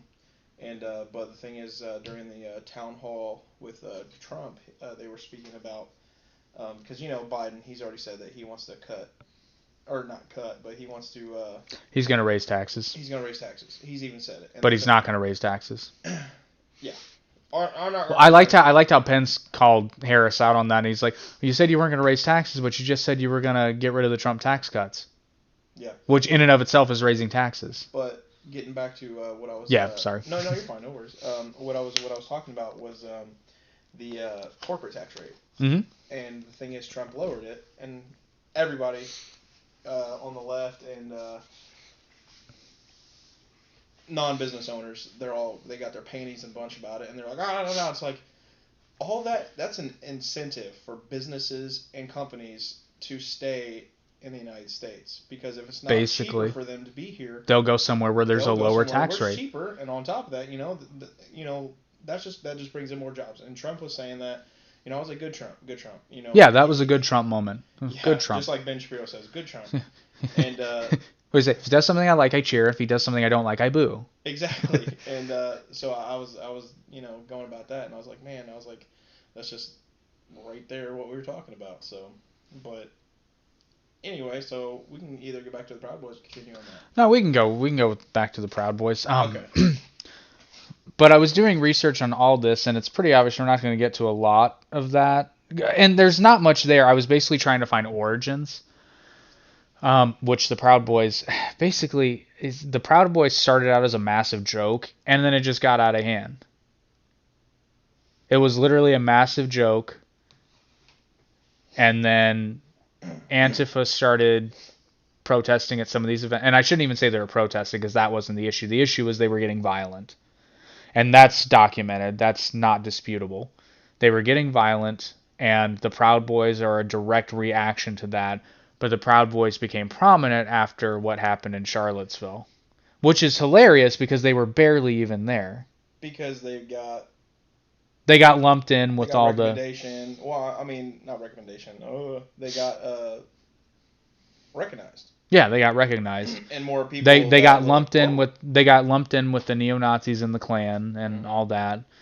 But again, going back to what I was talking about with Shapiro and Crowder, the Proud Boys are no exception. They too are perpetrators of this thing where they show up somewhere and it's like there's going to be trouble. Antagonist or pro. Yeah, antagonist. There's a difference between being dragged into a fight and looking for a fight. Even if in both cases you're not the initial aggressor, there's a world of difference between being at a protest, being hit with a bike lock, and defending yourself versus being out there flexing your chest and looking for a liberal to beat up. That's the thing. Body language, you could read it all over them. Mm-hmm. And while I don't necessarily think that they're a hate group or anything like that, or even bad, exactly what you're saying though, it's like you're looking for a fight. You're showing up to a protest wearing fucking military fatigues. Granted, they were on the side where the neo-Nazis were, so the thing is, if the neo-Nazis would have acted a fool, they probably would have taken them out too. Doubt it. You don't think so? No, and here's why. Do you denounce white supremacy? Oh, wholeheartedly. No, I think anybody that still believes in that nonsense just don't even give them the time of day. Seriously, if there's a Nazi rally going on where you live, just stay home. Morgan Freeman said the best thing about racism. He goes, bullshit. Don Lemon asked him. He goes, yeah. How do you stop racism? He goes, stop talking about it. Yeah. Well, the first thing in that interview, because I love that interview. To the fridge to get some cereal and milk. I've rewatched that interview a couple of times. The first thing he says is bullshit. Bullshit. That was Barack Obama. Bullshit. Now Morgan Freeman. Fuck you, Joe. I'm trying to remember. Morgan Freeman was from Mississippi, correct? I know he was from the South. Was it Mississippi or Tennessee? I can't remember. He's from the Deep South. Yes, the Deep South. Now I can't do the laugh. Hold on. Hey Google. Where was Morgan Freeman born? Morgan Freeman was born in Memphis, Tennessee. Memphis, Tennessee. Memphis, Tennessee. Yeah, I knew it was the South, but... We don't need Jamie. Hey, Google, pull that shit up. Hey, Jamie. Speaking of which, I just saw, apparently Jamie's got a clothing line, and one of them is a hoodie where along the zipper it says, pull that shit up, where the zipper is. That's smart. I know, I was like, damn. It's like, well, shit, if Jamie's got gear... Damn it. I'm way out of fun. All right. Anyway, so we are going to have shirts sometime soon. Yes, the logo's getting finalized, and we'll have some shirts. I'm thinking about doing a pen twirling one. I know, right? But you just get one of me just going, what are we talking about? What's going on? So I have a theory. Do you need a hat? No, because I don't think this is conspiracy. I think if you really look at it this way, I think it's pretty obvious. So Antifa, at least the men in Antifa and Proud Boys, actually have a lot in common. It's examples of groups of guys that don't quite know how to be masculine, and they're just going one of two ways. Oh, okay. So the Antifa guys are just this. A lot of women, though. Well, I know, but here's the thing. So the Antifa guys are the sneaky male feminist dudes, but not the real male feminists. The ones that are like, I don't, as Joe Rogan would say, I don't run fast. I don't lift heavy things. I'm not desirable. I don't have facial hair. So I'm going to weasel my way in and be an ally. And I've seen these dudes. And you can just fucking tell. You can tell, man. They're sneaky. They're little weasels. And Joe Rogan said that too. And they've all said that. Which I like to point out, a woman pointed this out first on his podcast. She brought up the male feminists.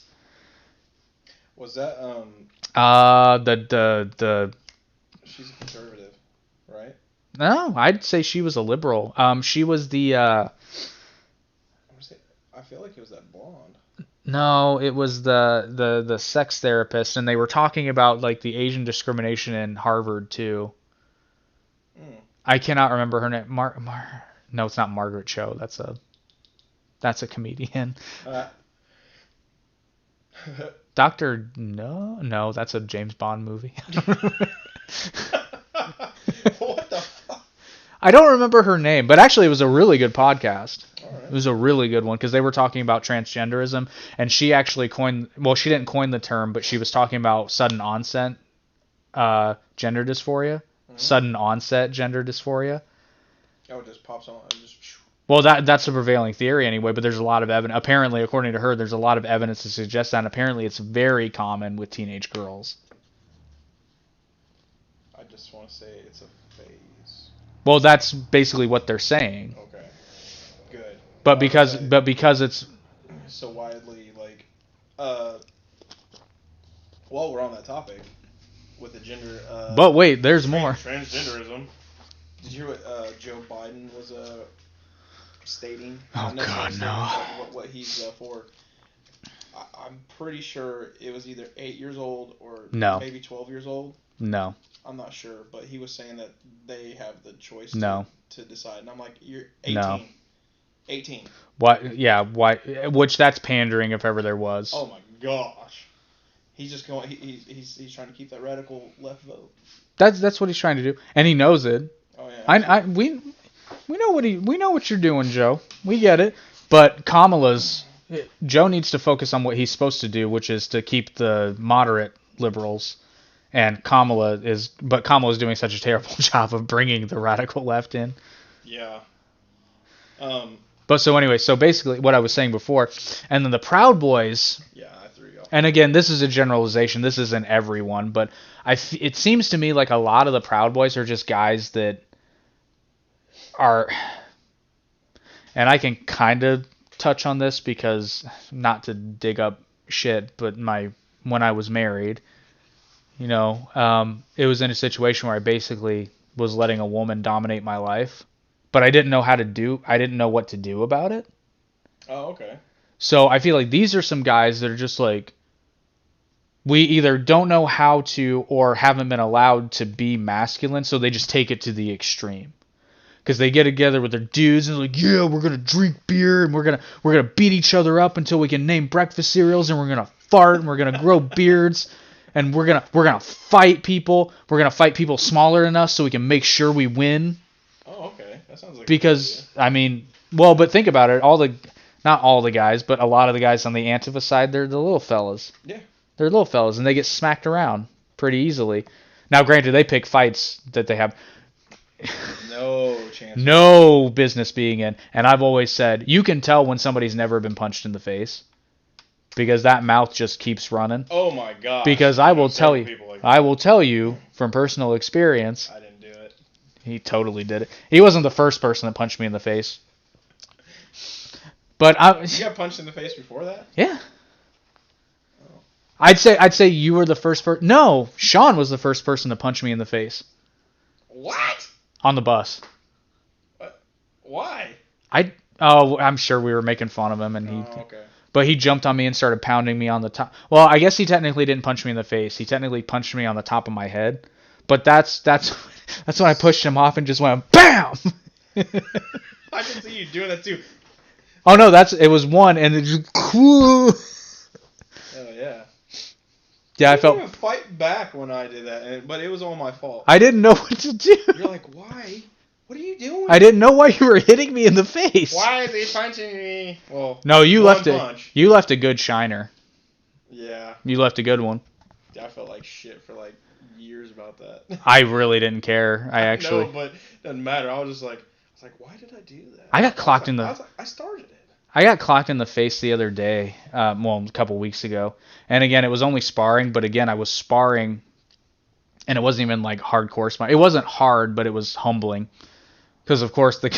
You're like, oh, ouch, fuck. That's what that feels No, what it was actually, it was not pleasant at all. So our Brazilian Jiu-Jitsu instructor's name is BJ, which is massively appropriate. BJ, who teaches BJJ. Oh, okay. He's a big dude. I mean, he's massive. Also retired military. So dude can throw a punch. But he's trying to help me. But I've never worked with BJ before. I don't know his teaching style. He's a lot more aggressive than I'm used to. Which again is fine. But he's trying to show us the best hook defense. So he keeps throwing right hooks to my face. But my hook defense sucks. So I'm going out to meet it, but BJ's bicep is bigger than my face. So, I mean, this is a big dude. So I can't stop it. So every time it's just like bam, bam, bam. And he keeps throwing right hooks to my face. And then I switch over to Junior, who is shorter than me, but I would not fight this guy for $1 billion. Not in a serious fight, because he would kill me. I would not fuck with Junior, ever. But Junior's little thing, and this is the frustrating thing about Junior, much like BJ, but in a different way, because BJ throws a hook, and if I see it coming, which I probably don't, but even if I see it coming, there's really not much I can do about it, unless I move. But it's so... At least I wasn't hitting myself in the face. He just broke through. Just clunk, clunk. Dude, I haven't been punched in the face in a long time. I feel like I'm due. It's not fun. It's not, even when it's not hard. It's it's humbling. I fought an amateur Golden Gloves boxer. Why? Yeah. Well, I thought I was. I mean, I know I can take a hit, but like, he haymakered me 3 times, and he even said my goal after the fight. He even said my goal was to knock you out. He goes, you were still standing, and I was like, well, at least I can take a hit. That's good, and I was just playing around. I was joking around like an idiot, having fun. It was one of my friends, and I was like, Aaron Reed. Remember Aaron Reed is his brother, Justin. Oh, okay, yeah, I know Justin. He's a big boy. Fucking wide-ass shoulders, and he Justin's built for boxing. He fights... well, they're both built for boxing. He fights open. Like this. Walk at you and just be like, bite, and stuff like that, but... I can, like, street fight a little bit, but I'm not a fighter, I'll probably talk your head off more, but unless you really piss me off, and I'm the corner guy, you back me up into a corner, who knows, I might rip your throat out. You just go wet cat and just... I might rip your throat. No, I'll throw straight punches, because that's just stupid. Anybody's throwing haymakers, I mean, like, I don't know, like, just, put their arm all the way back here and they get hit 3 times. Well, yeah, but all you have to do then is... Quick few jabs, though. Quick few jabs straight to the face. Like, they're going to be like, yeah. The fuck are you doing? Yeah. They're not going to fight anymore. So, anyway, plus, I'm a pretty sizable guy. I'm not saying, I'm not saying don't fight me. You're a tall drink of water. But the thing is, it's like, I don't see no sense in it. I'm pretty pacifist. I have road rage, though. Horribly. Well, what'll pacify you more than anything is getting punched in the face. Because you do that a couple of times and you start to figure out this is not fun. Well, I don't know. I feel like if somebody punched me in the face, I might see black. And well, no, I don't mean in the moment. I mean like in general. Oh, yeah. Because like in the moment, you're just... But then afterwards, you're like, that wasn't pleasant. Even if you win. You're like, because I've won fights before too, but even afterwards, you're like, that... It wasn't particularly... Like in the moment, you're like, fuck yeah. But then afterwards, you're like, man, I'm in trouble. Like, this is not how it's supposed to happen. Are they going to call the cops? Yeah, I mean, honestly, that's... Especially when you're an adult. I mean, in high school, it's like, I'm in trouble. But anyway, I was talking about Junior. So Junior's little thing that he likes to do, and it's so frustrating because he's going to do it, but he's so fast, you can't stop it. He likes to do... He'll throw haymakers that you have to block or get away from because, like, you see them coming, but you don't want to get hit by them. and then he'll throw a few haymakers, and then out of nowhere, just bop, just come underneath with an uppercut, bop, right in the chin, bop. And I see it coming, and I know it's going to happen, but he's so fast, it's like, boom, boom, boom, damn it. And then he does this thing just to piss you off. He'll like put his head low and down, and he'll let you hit him in the head a couple of times. Like we're wearing gloves. So, but he'll let you hit him in the crown. Because if you were to hit that barehanded, you'd probably break your hand. Or at least it would smart. But he'll let you get a couple of shots in and think, okay, I'm good. Pop! Fuck! And then he'll do, like, if you actually start catching the uppercuts, then he'll start coming over. When do you go to this? 2 nights a week on Mondays and Thursdays usually. Holy shit. You're stupid busy. Oh, I know. I work out every day. Man. In some capacity. Some way, shape, or form. Good thing you ain't got kids, huh? I know, right? You wouldn't have time for anything. I just have a stupid dog. Oh, stupid dog. You know, you might get fat and be a dad. You're not fat, dude. Anyway, so yeah, we were talking. We got completely. Oh, so I was talking about how. So basically, these are just two groups of guys that are trying to get laid using whatever political ideology fits their body build, their body type. That's my theory. Initially, I back that. Initially. I say particularly on the Antifa side because I find it a little bit more. But I mean, it just seems to me like a lot of the Proud Boys are like just really insecure. They're that gay acting guy in the group of women trying to get laid and be like, yes, I'm gonna pretend like I'm gay. Except that dude's smart. But then he gets into the slumber party and he's like, guess what? I'm not gay. And they're like, get the fuck out. No, the smart way to do that is wait for one of them to be like, I wish you weren't gay because if you were straight, that would be so amazing. And be like, and then you're like, no. No, that's when. I think I want to try this. No, yeah, exactly. You just sit back and you're like, well, you know, I've never actually been with a guy before. Or no, you turn around and say, I've never been with a woman before. Well, no, that's already implied. Oh, okay. He's like, well, you know, I've never really been with a guy before, so maybe I am straight. And the best one is, maybe I could be straight for you. He's done this before. No, I have not. I've not gone that low. I've gone pretty low, but I've never gone that low. I've pretended to like certain types of music before. Gavin McGinnis, speaking of him from Proud Boys, you know, the creator, whatever you want to call him. Founder. Did you know that he was he worked for Blaze Media? Yep. Did you know he was fired? Yep. And when you get fired on almost all social media. Yep. Well, and that's part of the reason Proud Boys got out of. Yeah, that's what I mean. He's toxic. Yeah, very. I mean, he's a world class. He's funny, but he's a world class asshole. There's a difference between being funny and just being hateful. And he's on the line. Yeah, I mean, I know I'm kind of I toe that line sometimes in real life, you know. Oh, Gavin dances across it. Oh. I mean, but that's part of the reason the Proud Boys got so out of hand is because they banned his social media, and then Proud Boys started getting more active on social media, and he couldn't stop it on social media, which is why he eventually had to just distance himself from it. Yeah, and then because it got to a point. So, are you familiar with their tiers? This is how you know it's a joke. No idea. So, there's 4 tiers to being a Proud Boy. Tier 1 is you just have to proclaim yourself a Proud Boy, which is fair enough. Step 2. I'm proud.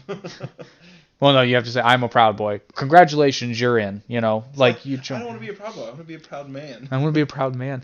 But it's just going back. It's a bad song too. It's not even a good song. It sucks. That's why it was cut from this movie. And all right, say the song title. Proud of Your Boy. Hey Google. You can't play it. Why not? Because if this ever were to get monetized. Playing can on Spotify. Hey Google, stop. Bitch. If this were ever to be monetized, that would lose us our monetization. But basically, it's this is gonna sound such like we're shit. like 900 and some odd subscribers off before we hit that. Hey, you never know. Subscribe, people. You never know. But it's basically it's basically him sing, and I can't remember. I'm pretty sure his mom's. When the song was originally written, Aladdin's mom was still alive, and he was singing it to her. And the song is like, proud of your boy, I'll make you proud of your boy. and he's talking about how he's like such a screw up, and he's gonna make it better, and he's You have gonna. a nice voice. Oh, shut up! But anyway, he's like I'm not gonna. I think one of the lines is like, I know I'm a screw up, I know I messed up, I know I'm this, that, and the other. And then they changed it because they made Aladdin older as the movie script progressed. So his mother was dead, but he was still singing it to her, and they eventually replaced it with Riff Raff, which is after he gets kicked by the guy on the horse. Yes, I'm very familiar with my Disney It films. has been a long time since I've seen that movie. Dude, it's so good. It's probably the I'm not best saying one. It's not good. It's probably the best one, in my opinion. Think so? It's up there. I always get a three-way tie between that, Beauty and the Beast, and the Lion King. That sounded super Beauty straight. and the Beast. I'm telling you, it's almost a perfect movie. Jordan Peterson does a wonderful breakdown of. Actually, I think my favorite breakdown of his is when he dissects Pinocchio. I used to hate that movie, and then I watched him dissect it. Love it. It's genius. It's fantastic if you watch it with the correct lens. I've got kids, so eventually I'll end up watching these movies. Watch his breakdown of it, and then watch it with your kids, and you'll just be like, Holy shit. I finally understand. You know what we're currently watching is, which we watch it once or maybe even twice a day, is The Nightmare Before Christmas, and I absolutely fucking love it. That's one that gets better for you. I hated it the first time I watched it. It gets better every time I watch it. Oh yeah, like honestly, like and I, Jack, The Pumpkin King, have grown so tired of the same old thing. Yeah, like every time I watch that movie, it just gets better and better, and then all the You know what I hate about that movie though? There's only one thing I hate about it, and this fact that Tim Burton gets all the credit for it, and he didn't direct it. I know he came up with the original idea, but everybody, I remember this was really bad when we were in high school. Everyone's like, what's your favorite Tim Burton movie? Oh, The Nightmare Before Christmas. It's not his movie. he wrote it, right? He wrote the original book.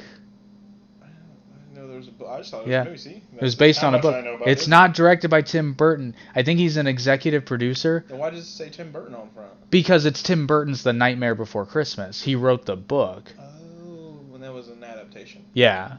Gotcha. But everybody, because Tim Burton became famous as a director. I mean, they didn't say. I mean, they did say Stephen King's It on the first.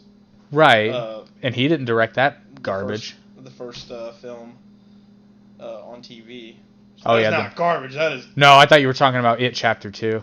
Don't talk about the new one. The new one was fantastic. The first one was. The second one was a piece of shit. No, it was amazing. It had a tone problem. They couldn't figure out if they were doing a comedy or not. And why is the guy suddenly gay when... Which I don't have a problem with the character being gay. That was like kind of just thrown in there. I don't Why have they an threw that issue. in there. I don't have an issue with him being gay. I have an issue with the fact that it didn't come into play until like the second half of the last movie. I've read the book a couple times, and I don't recall. I don't either. The only gay people in the book was the very intro of the movie when those two gay guys. The second. That was It in the Chapter book. 2, yeah.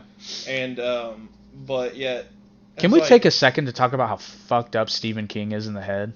Yeah, I'm not gonna go into any details, but if you've read the book, then You know about what's the up. sewer scene. Yeah, you know what's up. What the fuck is wrong with you know he blames that on he says it was the I think I don't know if he said it was the 70s or 80s. Did we lose our camera? Damn it!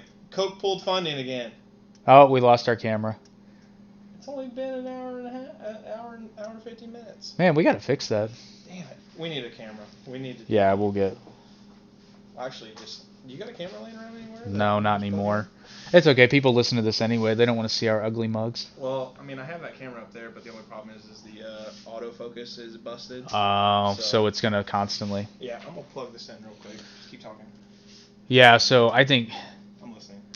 And actually, I think it was Ben Shapiro who first made me aware of how actually messed up Stephen King is.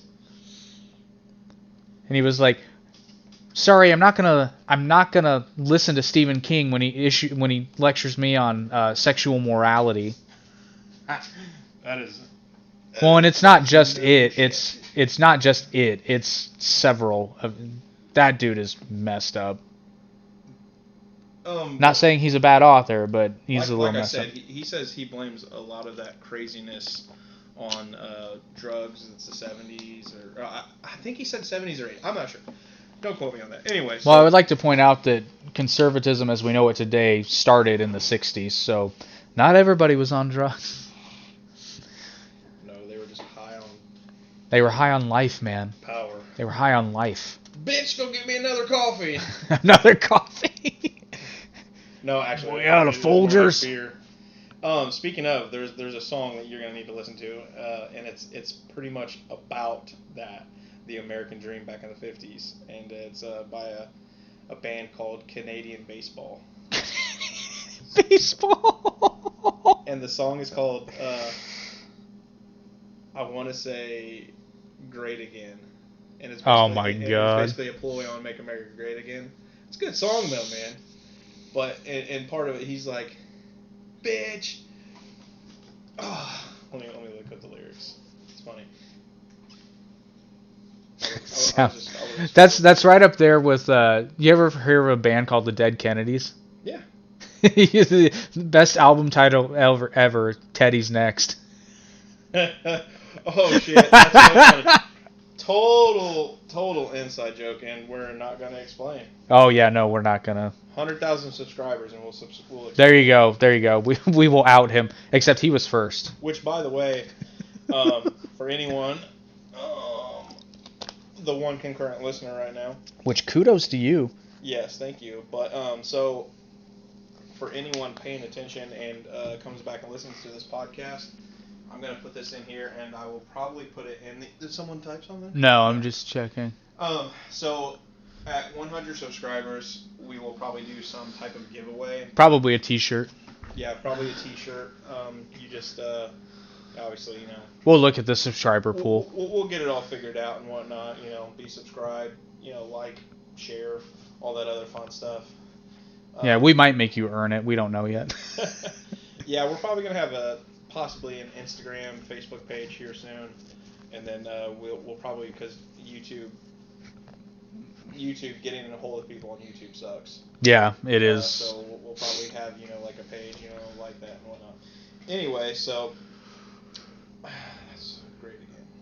If you like the ramblings of two guys who have nothing better to do on a Saturday night. Exactly. No alcohol either. No alcohol. In fact, I don't Not drink needed. alcohol at all. You know what we should do though, because you drink. Yeah, I know you drink. Yeah, but I'm actually enjoying this better. We should have a drinking game though, and we can test my little milk theory. No, see, the only thing is like you're like, oh, if I drink too much of this, it's like if you're lactose intolerant, sure, because then but you'd be missing. No. fucking The human stomach cannot tolerate more than a gallon of milk in an hour. I know, but the thing is, you'd have to drink like 3 shots compared to mine, because the thing is, if Valid I'm drinking point. shot for shot with you, I'm Valid. gonna be fucked up. Valid You're gonna be point. okay. Because you're gonna metabolize that, and Dude, have you ever had like a ton of milk? It's not fun. It's not fun. It doesn't take much. dude, I'm lactose intolerant. Oh, well then no, you wouldn't know. Because the first time I did that, I didn't get to the point where I got sick, but it was definitely not fun. So for those of you who don't know what we're talking about, I got because I don't drink at all, like ever, and I got tired of not being able to participate in drinking games. So I remembered somewhere I had heard that the human body can only tolerate a certain amount of milk in a certain amount of time. So I looked it up, and it's roughly, depending on the individual, it's roughly about a gallon per hour. If you exceed that, then you basically get sick, and there's no ifs, ands, or buts about it. Particularly if it's whole milk, which makes me gag anyway now. But so I tried a drinking game, and I didn't get sick, but it was not fun. So you did try with milk? Mm-hmm. But I didn't get sick. I didn't drink enough, but it wasn't fun. Everybody else is drunk and they're having a good time, and I'm just over here like, ooh. What are your convictions on that? On what? Drinking? Your personal. It's just not my thing. My biggest, well, there's a couple of reasons. The biggest one though is I always want to be in control of my faculties. I understand completely. I was that. I still am that way. I feel like I don't know. I've kind of loosened up on that a little bit. I used to be like, no.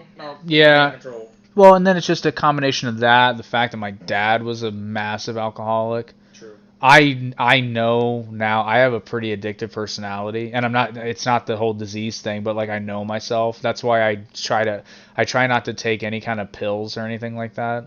Because like when I had my surgery, it got really bad before I took any of the pills that they gave me, and I got Just and I got the just let it go. well, no, I took over the counter stuff, but like as Well, far as that's what I taking meant. the Like you yeah, just but there were some times when it was just so bad, and I told them to give me the minimum dosage that they would give, which they only gave me 4.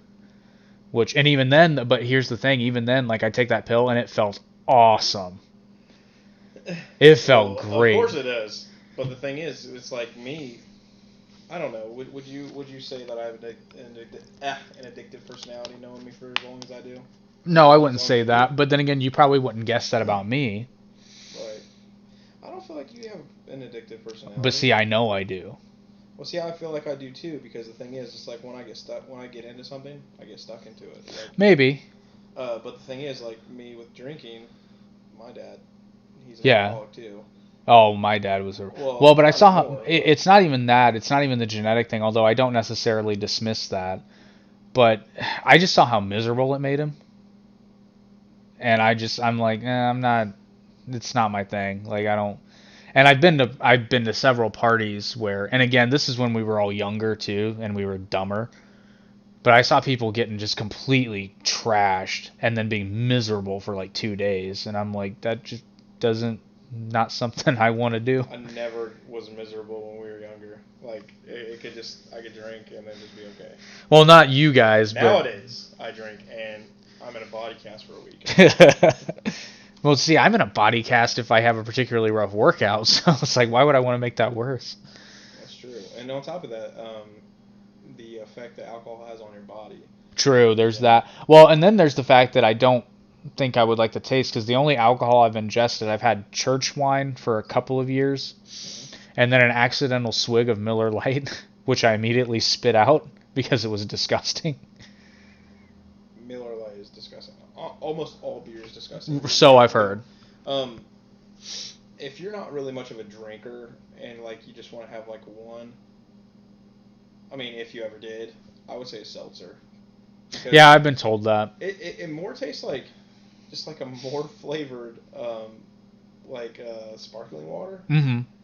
And but the thing is, like, also if you're doing like hard liquor, you just put one shot and a bunch of fucking juice in one can, and it's just like a bitter taste. Yeah. But the thing is, it's not that bad. But no, I respect that because that's obviously why I've never been like, hey, no, try this, try this, try this. Well, what's funny though is, I mean, I want to see you do it, but I'm not gonna force you. I've never been in that position though, which is why I always laugh when you have like a TV show or a movie where there's like this really intense peer pressure, and it's like, first of all, you know nothing about people who do drugs because nobody's like, hey man, take some of my cocaine. They're like, No, that's mine. Fuck off. I mean, pretty well. It's like that meme that goes around every Halloween. It's like, watch out. People are putting THC edibles out for trick or treating. It's like nobody is giving please. away their edibles. Bitch, please. Nobody is giving them away. Oh, Like, no. I feel like it's something, to me, it seems like you have to offer it to be polite, but you kind of hope they won't take it. Don't take my edibles, please. It's like, hey man, like, I have to because, I'm being hospitable. But if you don't like edibles, that would be great. Dude, you're already a lax dude. I couldn't imagine seeing you on edibles. I imagine your ass would laugh. Oh, I'm sure. Well, you know what I have always been curious. I probably will never do it. I've always kind of been curious about LSD though. Not LSD, but I want to try DMT. And you know on, why? 'Cause on, Joe Rogan. on Joe Rogan's recommendation. But the thing is, he's like, man, I talked to an alien. It's like I talked to an alien, it went into the wall, and it turns out it was the wall the whole time. He talked to an alien, and then Tom DeLonge confirmed it. Well, no, I've heard so many people talk about being on acid. I think Lewis Black is probably my favorite, which again, it's probably dramatized, but I've heard similar stories, so I don't think he's being dramatic. And he's like, the refrigerator turned into a bear, No. and I killed the bear and got a beer out of its stomach. That's the thing, though. Like, a lot of people. Oh, LSD. LSD, I'm not. thinking mushrooms. Mushrooms are tracers. Like, Uh. you just see more vibrant colors, and you feel euphoric.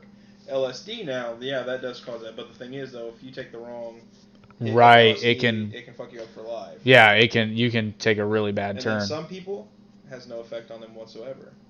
I'm not going to go into any names, but I know someone who has done it twice and felt nothing.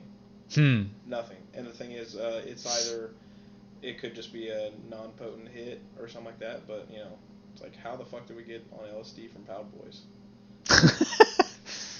Anyway, so let me read this real quick. This is that song I was telling you about. The outro. He's like, "You call this shit coffee? It tastes like old piss. I'll knock all your teeth out with the back of my fist. Go get me a beer, bitch. You're supposed to submit. Don't do this again, or else you'll regret it." But see, that's the 50 summed up in all fucking marriages whatsoever. Well, but here's the thing, though. It's like you and I read that, read or hear that. Tom Arnold's dad. Yeah, but we understand it's a joke. Right. Like, they're not serious. But that's the problem is today, like, most people, well, I shouldn't say most people would hear that and understand it's a joke. But the very small but vocal, loud minority with megaphones, see, it's like, they're chauvinists, or they're sexist. It's like, it's a joke. It's making fun of what you guys hate. We should be on the same team here. The funny thing is like everybody, all sides, like could just like come together if they would just. It would be so easy. It would be so easy. Because there's so much we can all agree on. And on top of that, just because like everyone has different opinions, it's like almost everybody wants the same thing. They just want to get pretty much and just well, live lives. I don't know about that anymore, and I think that might be why we're so polarized. Is because I don't think fundamental. And I'm talking about Antifa here, and I'm talking about people like the Proud Boys in a sense, but I don't think we want the same things. And partially because I don't think these people know what they want. They want to be activists. They have a hero complex, but they don't have anything to fight for. You sure they have a complex, or not everybody? They might be being persuaded. I think some people are being persuaded. I mean, the people who. Well, I mean, you heard about the like stores of like bricks that were put near riots, right? Yeah, and then the U-Haul trucks that come with pre-made signs and shields and whatnot. It's like obviously somebody's funding something. Now some of them. Well, that's what concerns me about Antifa, because they don't have you can't find a central figure, so to speak. But who's coordinating that? That's logistics. Because somebody made those signs. They're not just popping up. No, they're not just popping up. Well, that proved it. A U-Haul came from out of state with pre-made signs. And the signs obviously it's premeditated. Yeah, I mean, there's a plan here. Now, granted, it might be coordination between cells, but I find that a little hard to swallow because it's happening everywhere. Yeah, that's. There's massive coordination. Someone, if the camera was on, I'd put on the hat. But someone was saying that Trump. They said that this is. Give me.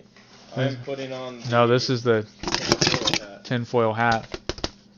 No one else can see me, but I'm putting it on. Anyway, so Trump, they were saying, this is a theory I heard somewhere, that Trump is actually doing all this stuff to keep the country like divided. And I was like, honestly, that sounds so stupid, because the thing is, it sounds so stupid. It might just be. Help him. It might just be. Well, it kind of does. How though? Well, because the whole reason Trump got elected. It points out all the crazies, and they don't condemn it. And well, and again, this is what I keep saying. This is the most frustrating part about the left, is because it's like, if you guys want to win, it's relatively easy, and they're doing it again. Although Biden did make a comment that he's somewhat awake to it, but for the most part, the left is doing it again, where they're repeating 2016. It's like their short-term memory just disappears. They're doing the exact same thing again. They think they have it in the bag. And they're doing it all over again. And it's going to get taken away from them. I'm telling you right now, my predictions, it's going to be a landslide for Trump. I don't think it's going to be a landslide. I think it's going to be much like I think Trump's going to lose. Big red wave. No, I think Trump's going to lose the popular vote again, but he's going to win the electoral vote. I don't think so. Because they didn't learn their lesson. Because if they had, they wouldn't be running with Biden, and if they were running with Biden, Harris wouldn't be the VP, Bernie would be. You know, if they would have given the VP, or not the VP, I'm sorry, if they would have given the nomination to like Tulsi Gabbard or Tulsi Gabbard isn't liked on the radical left, though. Yeah, because she makes She's sense. sensible, yeah. You know, plus she's insanely hot. Well, I think she's really kind of like I would say she's probably more like a liberal Republican versus a conservative Democrat, but I digress. It's kind of like two sides of the same quarter. I mean, she leans. That makes no sense. She leans more left than a lot of Republicans around today, but yeah. I mean, she kind of reminds. And as far as her stances on something, she kind of reminds me of Reagan in some respects. Yeah. Well, in terms social issues for the most part, with the exception of, well, I know she hates communism too. Fuck communism. Pretty well. Reagan was so funny though. Yeah. Oh, he was hysterical. I don't just some random Reagan videos started loading into my YouTube feed. So like I watched them and I think one of them actually made me guffaw out loud. And I think our next presidential election, we need some people with a sense of humor because it was and I forget what debate it was. I think it was when he was first running for president, not for re-election. But basically, the question the moderator presented to him was like, if you're elected, you'll be the oldest sitting president in history. You know, and then he listed things that were going on. He's like, do you think your age will be a factor in you being able to do the job of president? Which is a fair question. But Reagan's response is perfect. He just goes, he says, no. And another thing I like to touch on is I will not make age, I will not make age an issue in this election. And then he's like, I'm not going to talk about my opponent's youth and inexperience. He did, but it was brilliant and it was funny. Reagan was hilarious. Ghost. Was he the one that was like kind of like doing what Trump does, just going off and talk about stuff? When he was talking about, hold on, you might know what I'm talking about. When he was saying, what if an alien threat came down? Have you seen that snippet? Are you talking about Star Wars? No. That this is literally fucking. Maybe. Sure Ronald Reagan. He was talking about. He goes, "What if an alien threat came down?" No, I think you're right. I think that was Reagan. But aren't they? But he says, "Isn't an alien threat already among us?" And he was just talking about like, I don't know, hate or something like that. But a lot of people took that as like oh, he's saying there's aliens. Maybe. I think that was Ronald Reagan. I don't fucking know. It might have been. But no, I see why Reagan was so beloved by a lot of people still today. Obama was similar though, because Obama had a pretty good sense of humor. Their little videos that they did with him and Biden, like those are so they were pretty funny. Oh, I saw one thing.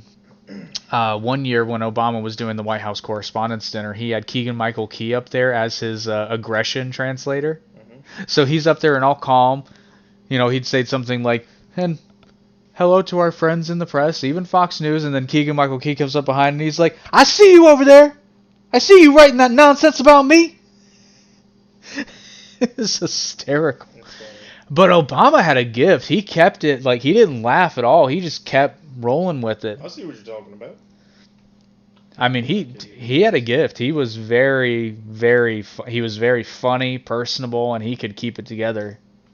Hey, fuck you, Donald Trump. I mean, that's what Keegan-Michael Key was doing. He was just being like the angry guy behind him, saying what he really meant, but he can't say because he's president. All right, I know you didn't watch them, but the town halls. Yeah, I totally didn't watch them. So Trump's town hall. You know what's funny is I know what you're gonna go into. in a little bit, and we actually got a request to talk about QAnon. So, Good. Anyway, so he's the whole debate. Literally, it's not. I mean, yeah, I'm just gonna say it was a debate. When you watch it, you're gonna be like, damn, is like the guy asking questions and then he's supposed to respond, or is he like just trying to throw out his own little narrative? And it was insane. is this Trump or the moderator? The moderator, Trump, do. You know, I mean, he obviously, he's going to throw out his own narrative because. But he's we trying to get we reelected. expect that from Yeah, Trump. exactly, because he's trying to get reelected. This I wouldn't even say moderator, because the thing is, he's not moderating anybody. It's only Trump and him, and questions from the crowd and whatnot. But like, the questions were just so dumb, And once again, he asked them, "Do you denounce white supremacy?" Again with this. Again. But Trump this time, exactly what we were talking about earlier, before we started the podcast. He goes, yes. He goes for the 100th time.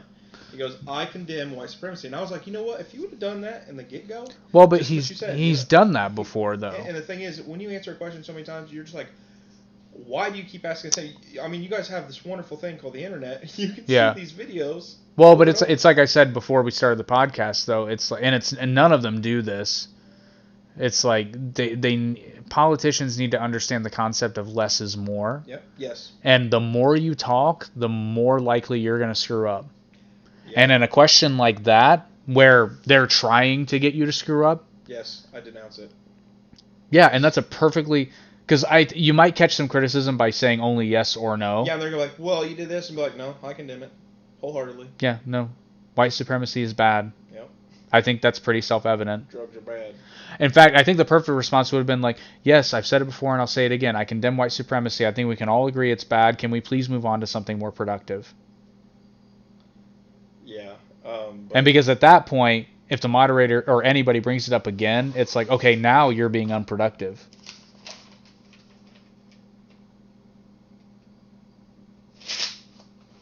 I didn't write down as much as I thought. I didn't write down, but again, it was so hard to find any real... Oh, we were talking about the tiers. We totally got off. Yeah. So tier 1 of the Proud Boys is you have to proclaim yourself a Proud Boy. Tier 2 is 5 guys beat...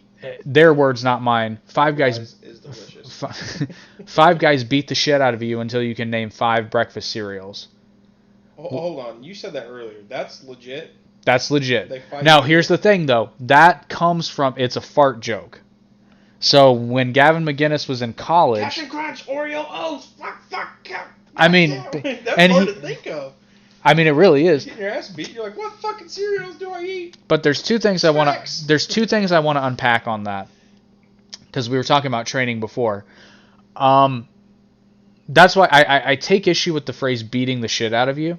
Yeah. Because if 5 guys are actually beating the shit out of you, you're unconscious. And if you're not... Yeah. Now, 5 guys kind of hitting on you a little bit. Kind of like the dude tonight at the gym. Yeah, kind of like the dude at the gym. Just kidding. He's like, man, you got such nice abs. You're like... It must be leg day, bro. You should like... Where? Pretty well. Well, that's what I told him. I was like, hey, man, I'm still working on that, too. I said, unfortunately, you make abs in the kitchen. And I haven't mastered that culinary. That's the truth. Yeah.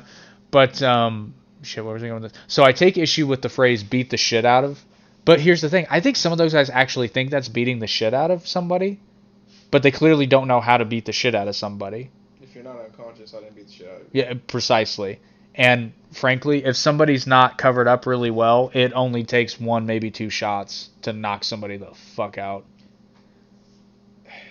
Depends on where you're hitting them. Well, yeah, I mean, Like, if you know they're what, able to keep their head down, yeah, if you know what you're doing, but then even if they got their chin tucked, you just get them to look up and bam, Right. But again, that's irrelevant. So the joke was, I guess when Gavin was in college, he and his roommates used to do this thing where anytime anybody would fart, the other guys would start just pummeling on him until they could name 5 breakfast cereals. Oh, that's where they came from. Yeah, kind of like Doorknob, if you remember Doorknob, or Safety. Fucking shit. Pretty well. Safety! Somebody called Doorknob, you better run to that doorknob quick. Why do I feel like there was somewhere where there was no doorknob? That happened. That legitimately happened. And you're like, where's the fucking doorknob? No, I think it was a closet door and it had one of those like finger divots. Yeah. And we were like, that doesn't count. It's not a doorknob. Because I think it was Sean. Wasn't it Sean? And he was on the other side of the room, and we just cornered him. I don't know. We were so mean to him. Yeah, it is what it is. I know what you're talking about, but I don't remember the details. But yeah. So then tier The 3. devil's in the details. So tier 3 is get a tattoo, Oh. which is like okay. Just any tattoo? See, they're not clear on that. Proud Boys. that just sounds like a. So if anybody, so I'm going to assume that they mean get a Proud Boys tattoo. And I'm going to steal a little bit of Joe Rogan's thunder here, but everybody on the left, listen to me. Please make this happen. If you want to beat the Proud Boys, here's what you do. Make a shit ton of Proud Boys gay porn. And have every one of those dudes get a tattoo that says Proud Boys right above their dick. And now all those guys that have Proud Boy tattoos are now gay porn stars. Please make this happen just for funsies. That is fucked up. Oh, Joe Rogan has this hilarious bit about how the Duck Dynasty guys need to be careful and not piss off the gays because they will win. And basically I'm condensing the bit here, but he was like he talks about he's like you know, the gay community has the rainbow. Their victory is absolute. It's never coming back, and we're fine with that. But if you Duck Dynasty guys don't watch out, they're going to take camo from you. And here's how they're going to do it. Like if I were brought in and I was like, okay, we need a strategy to take down these Duck Dynasty guys. It's like every gay porn from now until we achieve victory starts out the same way. It's just some black guy in like a camo coveralls and be like, man, there's something about duck hunting make me horny. And then right after that happens, a white dude drops from the sky down to his knees and blows him. That's fucked up. He was like, you would win so fast. Well, the funny thing is, now that you mention that, is not necessarily just camo, but like rugged types like that. You know, the Duck Dynasty guys. Daryl Dixon, Walking Dead.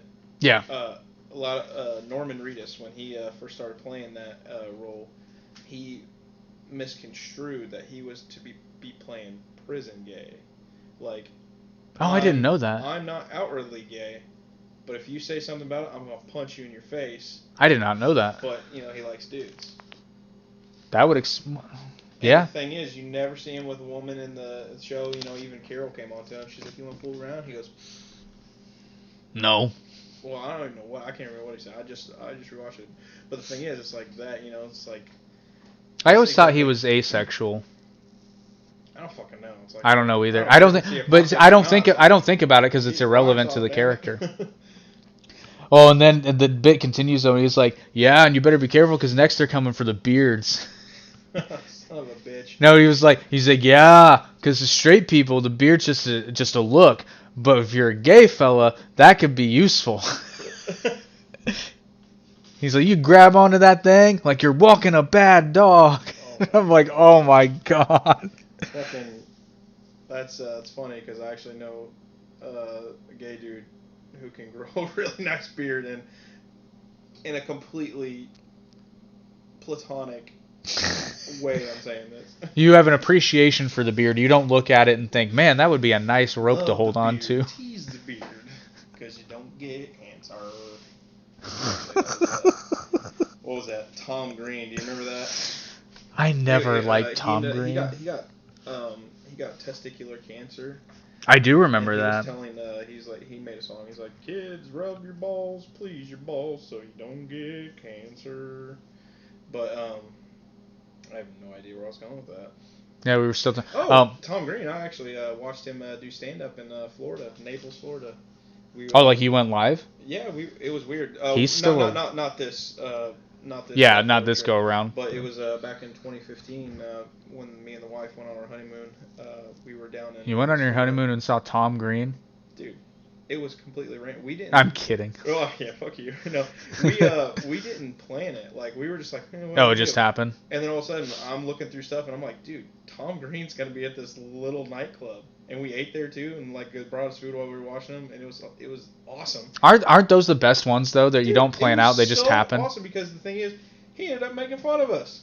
Nice. And I caught some of it on well, not him making fun of us, but he's basically saying that she was going to leave me and shit like this. And I was like, listen here, Tom Green. You're going to meet me in the parking lot. No, I'm just kidding. We'll That was trying to make a bum joke. Oh my gosh. You know what? At least he had the sense to retire that song. Tom Green, I like Tom Green, but he was different. But he was Canadian. Freddie, he is Canadian. Freddie Got Fingered ruined Tom Green for me. That movie was just so. Daddy, would you like some sausage? Bing. That I never watched the movie. It's awful. But I've known that line. It's awful. And I've said it 100 times. Yeah, because his brother was the one who got molested or something. Yeah, in the movie. Yeah, it's like, why the fuck? What the fuck? It's it's.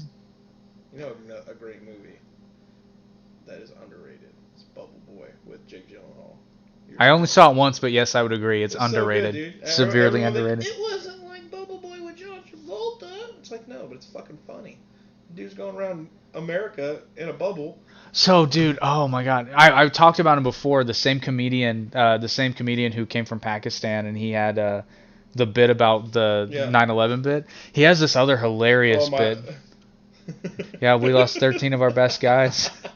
He has this other hilarious bit talking about movies.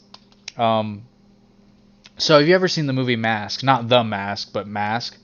Yeah. It's about that kid that Eric something. Eric yeah. So, yes, and I think this is a true story. He just turned it into a bit. I guess when he was younger, he's like, we lived in Pakistan. They were a little conservative there. It's like, but my dad had one of those setups with the 2 VCRs, so you can record one tape onto another tape. And he was like, and I got a hold of a porno movie. So, but what I would do, because we had to keep it on the down low, is I would take an existing movie, and then in the middle of that movie, I would record a porn scene in the middle of that movie, and then I would rent it to my friends and be like, it's halfway in the movie. And he was like, but there was one kid that I really didn't like, or he had made me mad or something. So I told him, I said, I got a new movie, you're gonna love it. And he's like, and I just gave him the movie Mask, but there was no porno in it. He watched the whole thing. He said he came back and he's like, I'm not even mad at you. That was beautiful. Fucking asshole, dude. I mean, it is a good movie. It's sad as hell. Yeah, I think we failed miserably on this one to stay on topic. It's okay, though. I mean... Oh, but then the fourth tier of the Proud Boys is to get in. This is the one I have a huge problem with. To get to the fourth tier is you have to get into a physical altercation or arrested for the cause, for the Proud Boys. I'm like, that seems like, for a group that's not violent, that seems like a violent thing to do. Where did you hear you said they're not violent? On their website. On their website. Well, that's my information that I found. It says that they are, which this kind of is basically that they're not violent, but they support violence in self-defense. Then you're violent, because that's the same argument they use against Antifa. Right, and they're actually not far. This is what they claim. They're not far right. They're not fascist. Well, fascism is, I think it's a misconception that fascism is a right-wing movement, because if you really look at it, it's basically socialism with nationalism. That's the way I see it. I don't really know where that whole fascism being on the right came from. I think it might have had something to do with the fact that one of our allies during World War II was a communist country.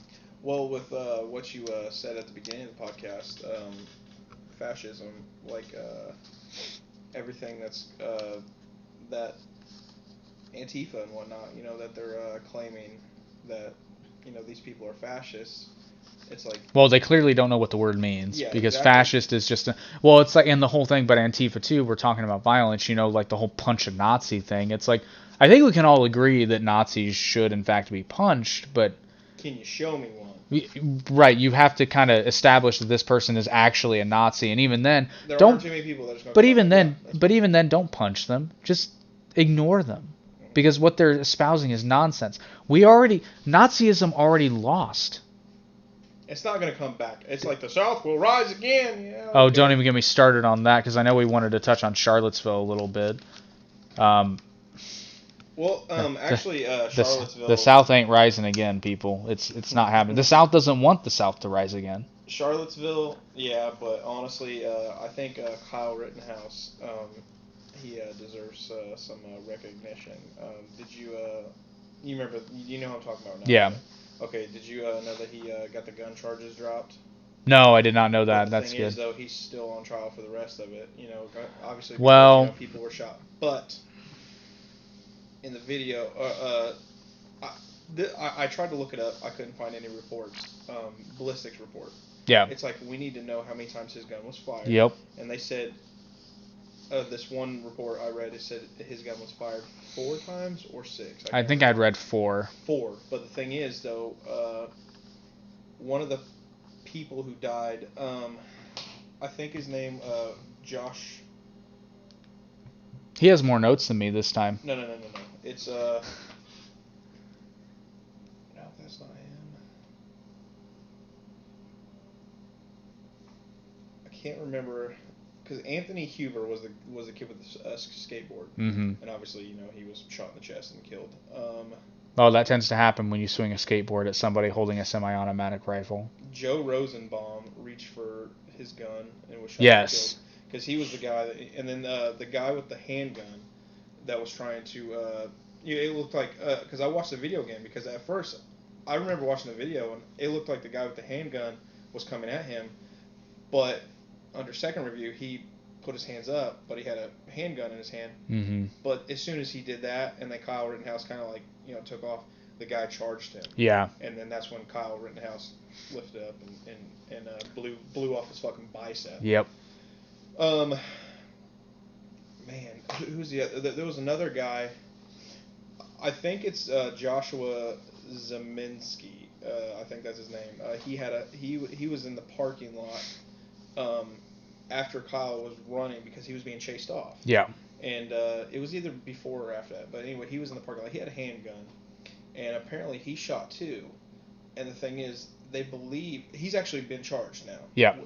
He's a second on charge, but the thing is, he was just charged with just firing a gun. Correct. Yep. But the thing is, this is where I said they need to do ballistics reports and find out which bullets are in I want to say, I can't remember his fucking name. I got the names all mixed up. Anyway, so dude was shot and killed.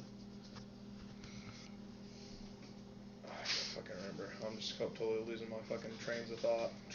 My trains are going elsewhere. Train left the station a while ago. Left the station.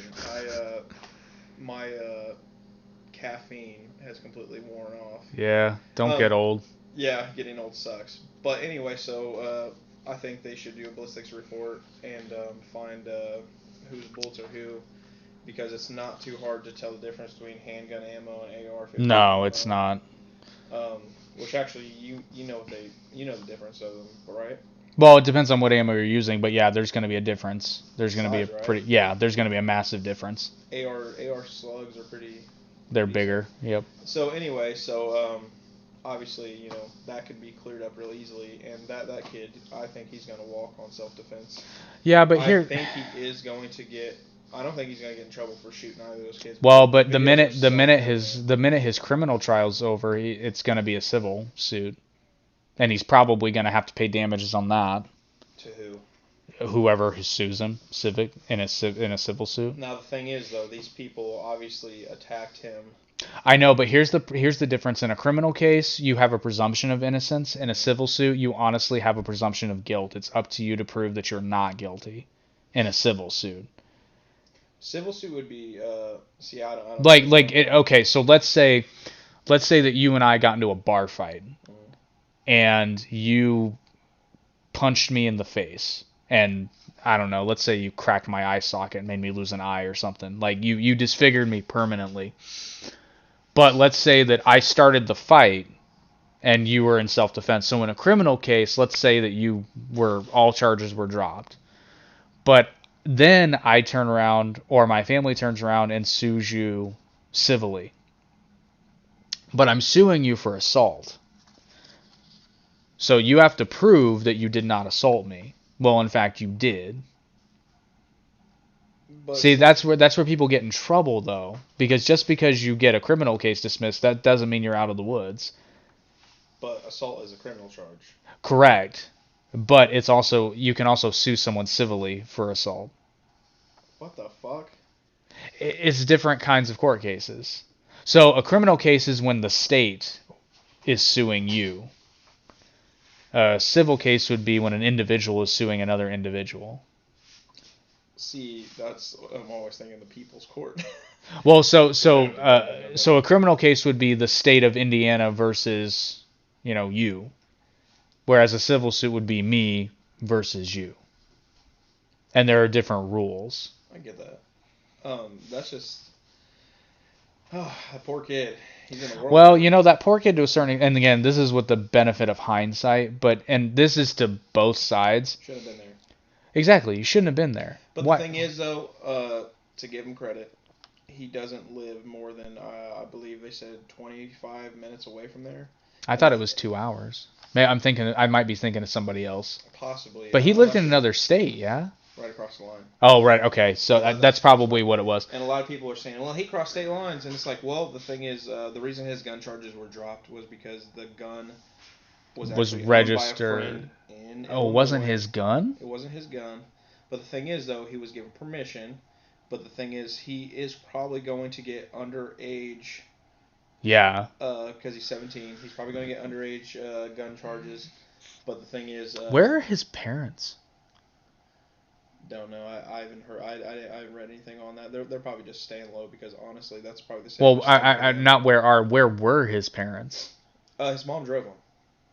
Well, his mom drove him there. But the thing is, like I said. Well, that's criminal negligence if you ask me. Hold on, because the video though, there's videos before all that altercation happened. The kid was there cleaning up graffiti with an AR. No.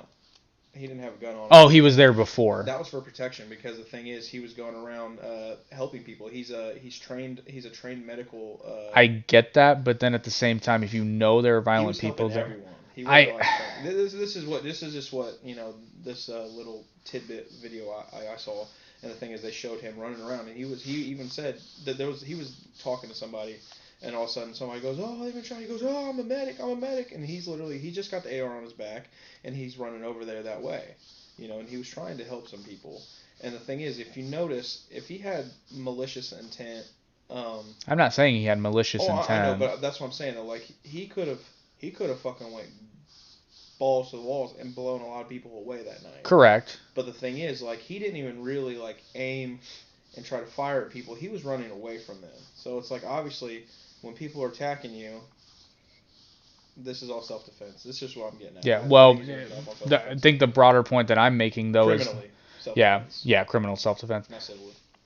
But, well, no, I mean, you can still make that case. It's just harder in a civil suit. I think you would win it.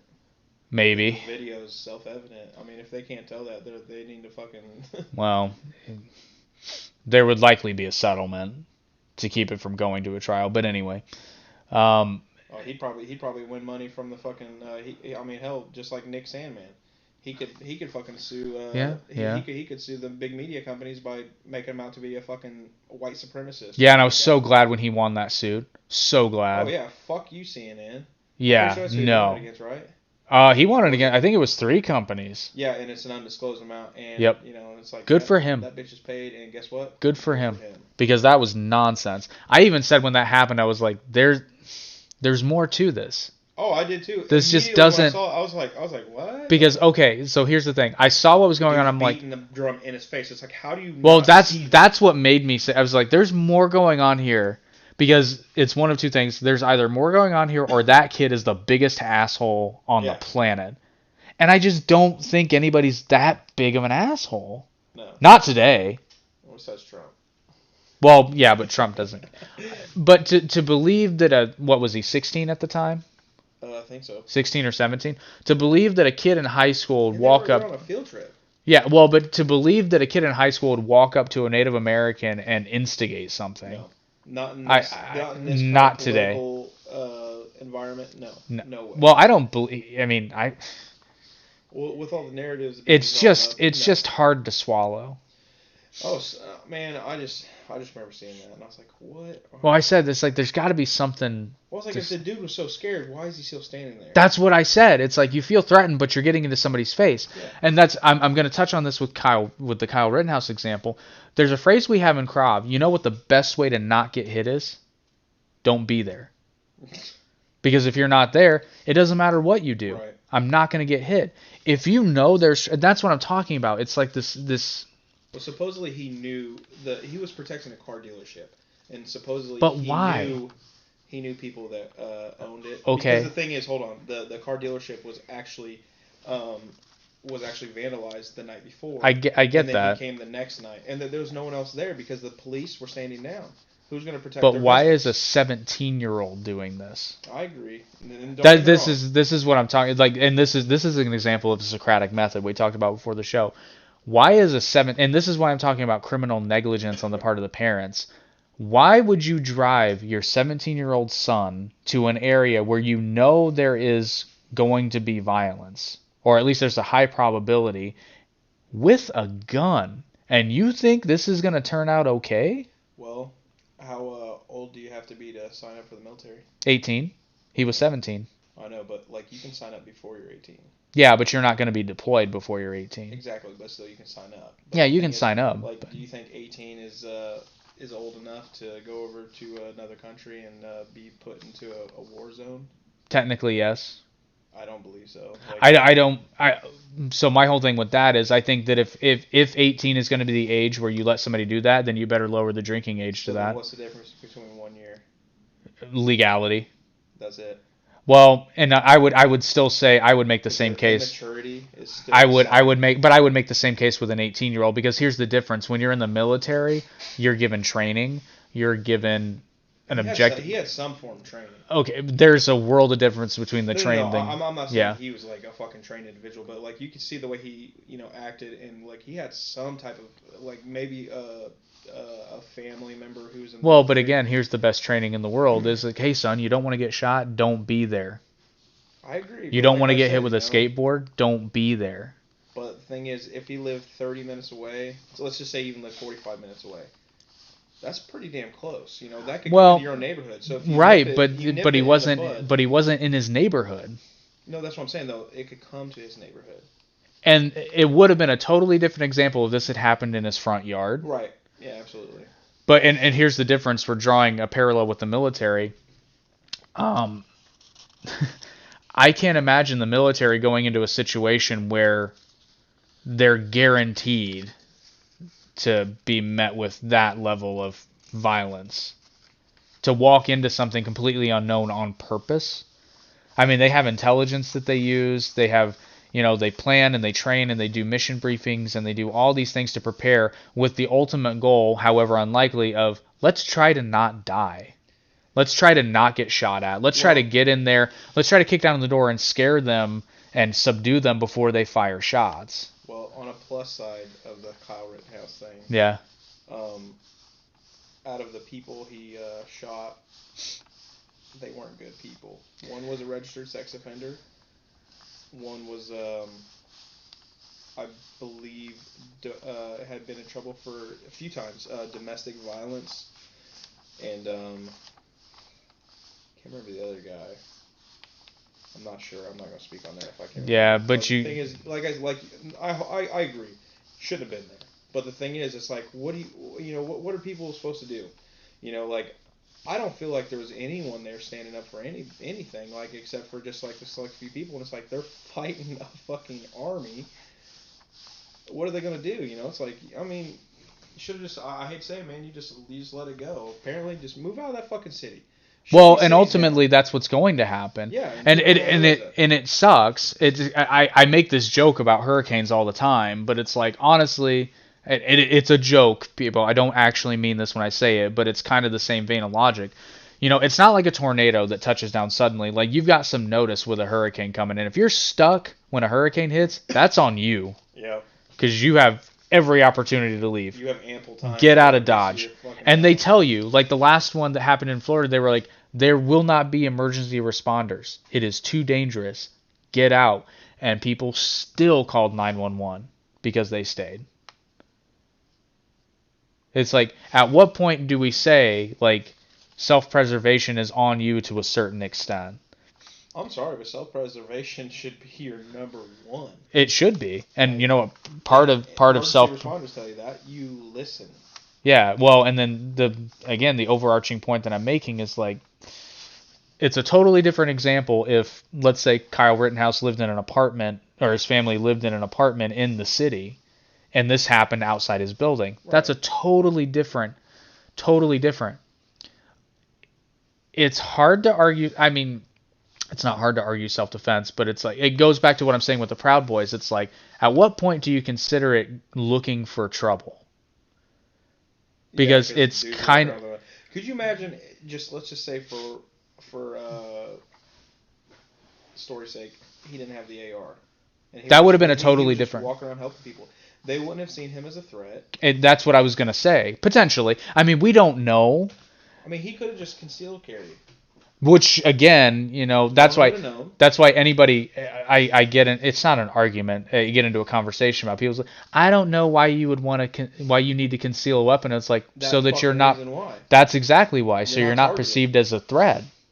It's like if you're not a target, then you're not. To me, that's perfect because you have to have a permit to conceal carry, and the laws vary by state. But the biggest draw is, because let's face it, if you're open carrying a gun, you're perceived as a potential threat.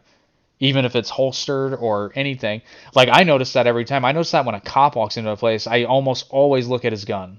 Or guns. I mean, I don't have a problem with guns. I don't have a problem with them. The thing is, though, but I notice it. It makes people nervous. Yeah. If somebody's open carrying, they're just, holding it, or they're holding a non-threatening. Well, particularly the guys who think they're hot shit because they have their rifle strapped across their chest. And it's like, I saw one that was hilarious, though. It showed these guys in, like, paramilitary gear. But, like, one of them it looked like a fancy catcher's vest. But he's sitting there with his, I think it was an AR, but he's got his wrist on the barrel.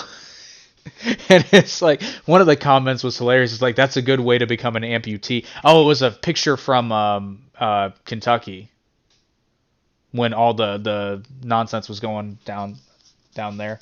I don't remember. Oh God, it was so funny. But it says one comment was like, that's a great way to become an amputee, because he's got his hand, like, the barrel of the gun is like right where his wrist would be. Oh my gosh. And it's pointing up, and he's like got it like, it's, oh my God. It's like, so...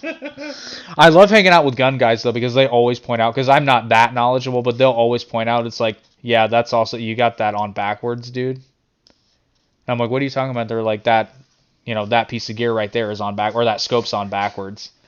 You want to know something funny? Were you? Was it just you?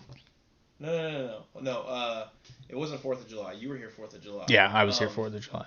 No, Keatle. Before that, we had some Roman candles, and I gave him one, and he lit it, and he had the fuse at his face. No! And it's like, and I'm like, Gale, turn that around! And at the last minute, he turns around and goes, shoot. He goes, oh shit, I didn't know. I said, what the fuck do you think? I said, you're going to shoot out the other end? I said, they're flaming balls, dude. Well, you said the ones we got, what were they called? But we had big ones, those were bad. Yeah, but some of them shot out of our hands. Boom, boom, boom. And I had a hold of that thing. Those things were, they were more like mortar balls being shot out of that thing. And those people, I didn't know this, but they sell down here by King's Buffet in Shelbyville, Indiana. No, they sell fireworks all year round. Oh, do they? Yeah, and they sell those things, and same price. They're not cheaper, but I was like, hey, $10.99 for like fucking 4 of them. I was like, that's not a bad price. No. Those things were awesome. They were awesome. Definitely get some more. Dangerous, but awesome. Yes. Did you know they changed the laws in Indiana for fireworks? You can only shoot off fireworks on 4th of July now. Oh, I'm sorry. I thought this was America. Right. Well, but that's within city limits, though, right? Because in county, don't you can know. still pretty much do whatever you I want. don't know. Yeah, I said Indiana. I'm pretty sure I misspoke. I mean like Shelbyville. So yeah, I'm not quite sure on that. I was told by someone who told me that told them. No, I'm just kidding. Whose roommate said, Somebody told me that you had a girlfriend. Well, we got one like. "Hell yeah." I gotta apologize for this one. This one was a little bit of a train wreck. Not too bad, Yeah, but it's okay. Honestly, the conversation was definitely more organic.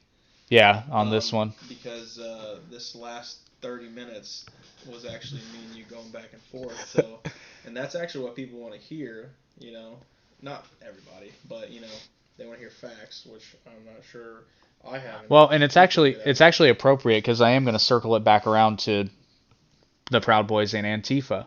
Okay, go ahead. You know, because it's like I mentioned, it's like the best way to avoid a conflict is to not be there. And it's pretty obvious that as much rhetoric as there is about being peaceful on both sides, Jordan Peterson has a phrase, and I'm not quoting it directly, but well, he has a phrase that most lies are acted out rather than said. Oh, that's good. It is very good. It's actually on my list of quotes that I keep in my phone. That'd be a fun podcast. Go through those. And there's another quote in there. It's from The Hobbit. It's never laugh at live dragons. You know, and basically it circles into the same concept. And in his book, he goes into that in a little bit more detail. But I think the words he used were. The Hobbit book or movie? No, I'm sorry. I'm talking about Jordan Peterson's book. I know, but you're. Oh, the movie's garbage. Yeah. Okay. Thank you. The live action I was ones are just making garbage. sure. Yeah, The no. Lord of the Rings were amazing. Yeah, The Hobbit should never have been made into 3 parts. No, they just wanted to maximize money. Watch the animated version. It's just Good. so much better. All you need to know, and it's not even an hour. I think it's just shy of an hour. Yeah, but it's so good. Or it's just shy of an hour and a half. I think it's like I remember 70 watching some that. odd minutes. You made me watch it, and I was like, and I was like, oh, I love this. It's really good. Everybody pretended like they didn't love it, but everybody remembers it. And then the trilogy was amazing too. It wasn't bad. It was gory. I liked it. Oh, especially the not Rankin Bass. That was the last one. I'm trying to remember. I learned that the reason that movie looks so cool is because they rotoscoped it. So rotoscoping is when they actually film it, like the way you traditionally would, but then the animators go and trace everything. Oh, okay. Yeah. Yeah. It looks more. So it gives it that kind of and that studio was known for it because they did a bunch of movies in a similar way. Pashti? I can't remember, but yeah, it was super gory. Oh yeah, I loved it. I remember when I was really little, like when I first watched it, because my mom got it when I was pretty young. They gave me nightmares. Like the first time, like I was really young back then, but oh man, those orcs are creepy in that movie. Yeah, they were. I remember that shit. I remember going. I'm sitting here just fucking talking. Just hit that microphone. Anyway, you just keep talking for a second. I'm gonna put this back. Oh, but yeah, God, what was I saying? We'll finish up. So he basically, Jordan Peterson makes the point. It's like when you're trying to judge someone's character, don't pay so much attention to what they say, but watch what they do. Yeah, because that'll tell you. Because that's going to tell you a lot more, and it's going to be more honest. Because it's hard to lie with your actions. It's easy to lie with your words. But, and I've started to notice this a lot of times with people, and I kind of coined a term myself. I don't think this has been said by anybody else, but I've kind of noticed a pattern. And I actually noticed it first with, honestly, I noticed it first with transgender activists.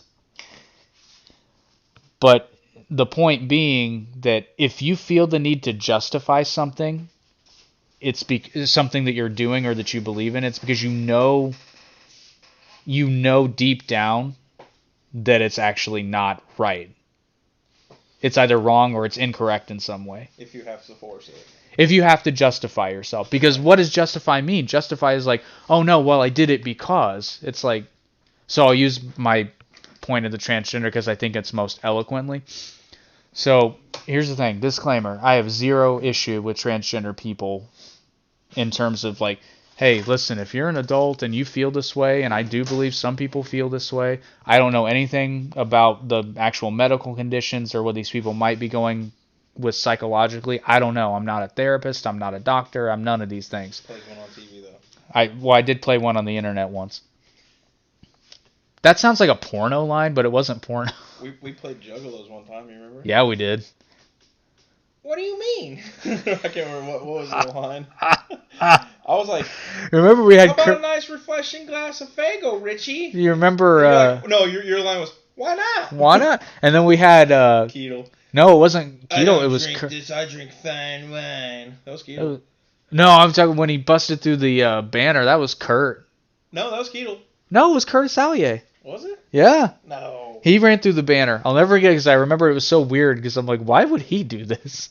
I thought it was Keto that did that. I'm pretty sure it was Kurt. But anyway, that was so long ago. But here's the thing. So, and I'm not trying to offend people, I swear, but this is just my issue is not with the people involved. It's the issue. I dislike bad logic. So for the longest time, pretty much since the beginning, in the gay rights movement, you had the basic main argument was we are born this way, which is legit. It's pretty much the end of the argument. If in fact that is correct, which let's assume that it is, because I'd say most people agree with that statement nowadays. It's not as controversial. I'm talking about gay people, not transgenders yet. Oh, thank you. Okay. So the gay. Some people that are just different. Yeah. So let's presuppose for the sake of this argument that the gay community was right from day one. Some people are just born, well, not some, I mean some people out of the general population. Some people are born straight, some people are born gay, and that's just the way it is. Let people live their lives. Well, then all of a sudden the transgender activists come out and they say the basic premise is, well, we were born wrong. Well, A has to equal A, and B has to equal B. A does not equal B. This is a basic logical argument. You cannot have two factual truths that contradict each other. Thank you, Alvarez. Philosopher, wonderful, wonderful, wonderful work. You cannot have two truths that contradict each other. So, by virtue of logic, one of these has to be wrong. Now, to me personally, and you can argue both sides, but you can either say that people are born the way they're born, and that's just how they are, or you have to give in to the other side and say, okay, some people might be born wrong, but then you have the ability to change that and fix it. The problem is both of these positions undermine the other. Because if you're just born this way, then transgenderism doesn't have much of a leg to stand on other than I want to do this. Yeah. Which is totally fine. That's how I've always kind of viewed transgenderism as like, hey, listen, if you want to do this, you do you. I don't think they lop themselves in the same category as gay, though. LGBTQ. No, like, I don't mean, like... LGBT. Together, like, as one. Like, gay is this and transgender is this. Oh, no, they do. Do they? Well, in terms of the activists. Oh, okay. And I'm talking about the activists. Yeah, and it's like, what are you... I mean, are you going to change your stance every time someone comes out with a new letter? I mean, they almost have to. It's actually LBGTQIUAP. I really hate it when people do that, actually. He is. No. Oh. I'm not going to say it. No, I didn't think they used that word. I thought they used minor attracted. Fuck you ain't. Well, actually, and I'm glad because the LGBTQ movement at large is like, we ain't having that. Yeah. They, y'all can stay. They publicly were. Yeah, they're like they're not a letter. They're not a letter. Nope. Non-offending minor attracted. Attack helicopters over your ass any day. We will walk hand in hand with the right military on that one. That's a line where we think we can all agree. They would rather vote Trump. I mean, honestly, actually, a lot of gays.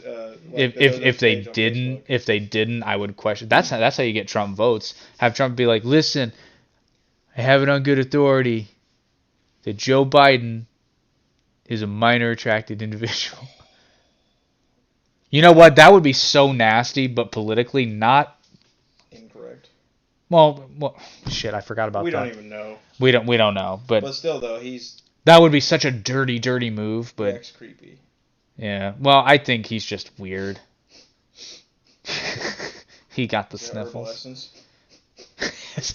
Maybe he does maybe he is just curious about shampoo brands. He's like, You Aussie. know, honestly, I think he's just a weirdo. I think he's just weird. I think he's just quirky. I don't think he's a fucking.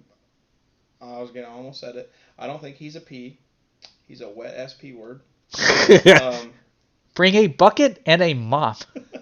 I don't think he is that. Like. No, I don't think he is But either. I think he's just extremely. I think he's just weird. Well, I find it funny. I forgot that Obama cracked a joke about the Joe Biden shoulder massages. He cracked a joke. He's like, they're amazing. Hey yo, Joe, come over here and give me a shoulder. He was like, treat yourself to one of those Joe Biden shoulder massages. They're amazing, but so they've known about this for a while. But so anyway, back to my point. And that's kind of why I think there's a little bit of friction in that movement. But Jordan Peterson points out that's the problem with identity politics, because you break it down so far that eventually the oppressed become the oppressor. Once you eliminate the primary oppressor, for the movement to keep going, you have to have a new oppressor. So you keep going down and down and down and down. Well, now you're in a situation where now you have women oppressing transgender people because they don't want transgender people in the women's march. Or sports. But then that's the problem with identity politics, though, is because you eventually get yourself into a corner where you have to become the oppressor because there's no one left. That's the thing. This is exactly why, Ben Shapiro is correct. Gender's not malleable. I should not have to pretend that you are this or that. Now, if it's your wish that you ask me to call you that, I'm going to respect it. That's a little bit of an individual basis, though. And Right. The whole reason Jordan Peterson got famous was because he didn't necessarily, he's not transphobic. He's kind of ambivalent to it, kind of like me, actually. It's like, you do whatever you want to do. I really don't care. As long as it doesn't affect me. Well, the issue was Bill C-16, which was basically the government mandating pronoun usage. Ugh. That was in California, right? No, that was in Canada. Although California tried to pass something similar, but the bill that got Jordan Peterson famous because he spoke out against it, and he said this is wrong. But it had nothing. It wasn't because it was. Canadian, right? Yeah, he's Canadian. It wasn't because of transgenderism. It was because of compelled speech, and he would have felt this way no matter what it was, because he's seen where compelled speech leads. We've seen this. Canada's on a slippery road right now. It's funny. Slope. Anytime I think they are, though, I really look at it and I'm like, somehow they seem to balance it to keep themselves from going too far. But Bill C-16 is an example of potentially going too far. Well, Justin Trudeau's. I don't like that guy. He's. I don't know what it is about him. It's just, how some people just have a punchable face? I've never heard you say that before. That is so wild. I've only met 2 people in my life, and for some reason, I don't know why, I just see them and I'm like, all right, Justin Trudeau's one. Who's the other? well, no, I mean people that I've actually met in my life. Oh, you got any that I know? I'll talk to you after the podcast. All right. It's only been 2. Do I know one? I don't know. You might. Probably. Actually, I know you know one, but I don't remember his name. It was from elementary school. I don't even remember his name. Matney. No. Okay. Hmm. I remember this. But you might know this the kid, Dustin. Dustin McNiff. Okay. No. Scar. Oh my God, Dustin McNiff. I remember him. He had glasses. Yeah. No, I'm talking about. I want to say Dustin Matney. When we were in 4th grade, he had he was buzzed everywhere except right here. Remember the little hair thing? Oh And he man. actually was on the playground, and you remember the not the blue one to the water tower side, but the one behind that I got stuck on the swing. Oh, where the outdoor lab was? Yeah. Yeah. So anyway, the sliding pole going down. Yeah. He fucking flipped and fell down all the way off the top. Yeah, it was wild, and I remember that. And I just remember his little hair flipping in the wind. And, cost some drag. Might have saved his life. I think you had some points you were going over before we got. Yeah. So I was talking about the whole transgenderism thing, but basically my premise is the fact that you've got 2 truths that contradict each other, so one of them has to be false, or they both have to be false. But they both can't be right. They both can't be correct. But the point I'm making here is, and I don't know this. This is purely based on logic, not my opinion of how I view. Because I view transgender people the same way I view everybody. It's like, just stay out of my business, and I won't dislike you. But if I dislike you, it's not because you're trans or gay or anything. It's because you're an asshole. It's because you're being an asshole. Right. And I don't care where you come from. An asshole's an asshole, and I think we can all agree that. Yeah. And no matter where you are in the world, everywhere in the world, even in India, they're like, "Oh, that guy is such a dick." Oh, sell 4 cows for daughter's hand in marriage. Anyway, but there seems to be a need to justify it on the side of the activists, because I've met trans people that are just like, hey, this is how I feel, but you don't need to validate me. You don't need to validate my existence, because I'm cool. I'm doing my thing. But on the activist side, there seems to be just this giant need to justify the existence of transgender people, when in reality, it's like the why is less important than the fact that these people exist and they're human beings and they should be treated with the basic level of respect that we give everybody else. And I don't think anybody, well, there are some people that dispute that, but those people are assholes and they're bigots, but they're also a minority. I think the biggest issue is that they would be like, well, they're taking away our rights. But what rights are being taken away? That's the argument I would make. I think what they're advocating for is like, it's not that the rights are being taken away. It's that they want additional rights. They want additional rights, but they want, like, if they want a surgery, they want to pay for. Sorry. Yeah, exactly. And it's like, that's your personal. Well, but healthcare is not even a guaranteed right for anyone in the population. It shouldn't be. No. I don't believe in. Well, that's a fundamental difference in philosophy between. I don't even want to say conservatives, but I believe like constitutional Americans. Mm-hmm. And the radical left is the constitutional Americans believe government exists to protect inherent rights and freedoms. Ben Shapiro did a wonderful lecture on this too, about the main difference between like the American view of government and almost everywhere else in the world. Most of the world governments, even the liberal democracy ones, believe that rights are granted by the government. The American Constitution is written as such that these rights are inalienable. They exist regardless of the existence of government. All government does is try to take those away. So they constructed a government that protects those rights of the individual.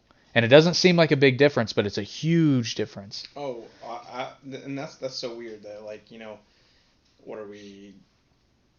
We're not exactly 300 years.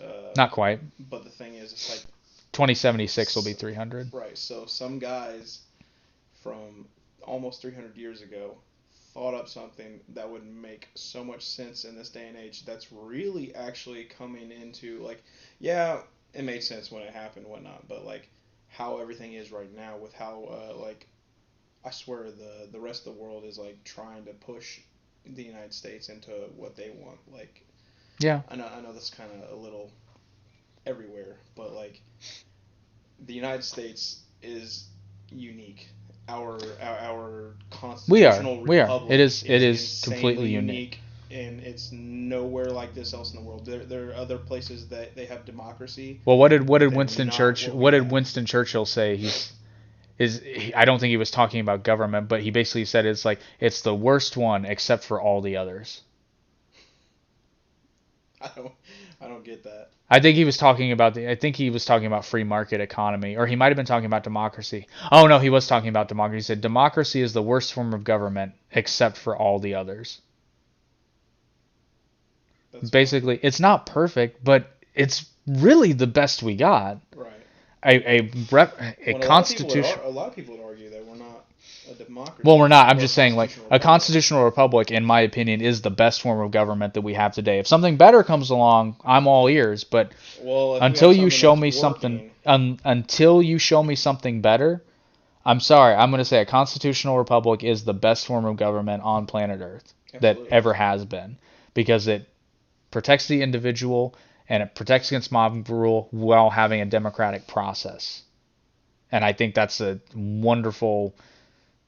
It's the best. It's the best way to go about it because again, you don't have mob rule, but you protect minorities. See, that's where some of these people get confused with democratic socialism. And don't get me wrong, that's just socialism wrapped up in a pretty bow. That just means you elect socialism. But that's the thing, though, like with saying we're democracy. And, We're not. But no, I'm sorry, I misspoke. That we have democratic, what did you say? Not policies, but democratic. I don't remember. I only said it 10 seconds ago. I keep saying democratic. I mean democracy. I don't know. Yeah, you said it 10 seconds ago. But anyway, so basically what I was saying was that, like, we do have programs that are socialist in nature. I would there's a difference between socialism and social programs, though, and that's what the left doesn't really understand. It's just like, it's not actually that, but it's like, it could seem like it, you know, and that's what I was going about with democracy. Mm-hmm. We have certain, you know, whatever. We some of the, I can't think. It is getting late. Yeah, anyway, I was gonna say we're getting to that point of the podcast where we're like. But anyway, so there are certain, you know, things I promised that this one was going to be under 3 hours. I promised. We are sitting at 3 hours and 4 minutes. Yeah, I know. We're gonna wrap it up. You know, but honestly though, I'd rather sit here for fucking 3 hours than do. Nobody's complained. I'm just like, I just feel like it's too long, but nobody's complained. Well, I'm pretty sure we don't have too many people. Our longest viewer is at like an hour and 7 minutes. That's crazy. So why? Don't say why. Why? Thank you, but why? And comment, people. If you got questions, we're just sitting here gabbing away. For real. It's your fault that we didn't stay on topic. You're not engaged. You're just letting us roll. I mean, come on. Now you got Biden over here and Trump over here. No, I wouldn't put that on him. I'll take it. I'll wear it with honor. You're a clown. I sound more like Barack. I can't do. Look at this clown.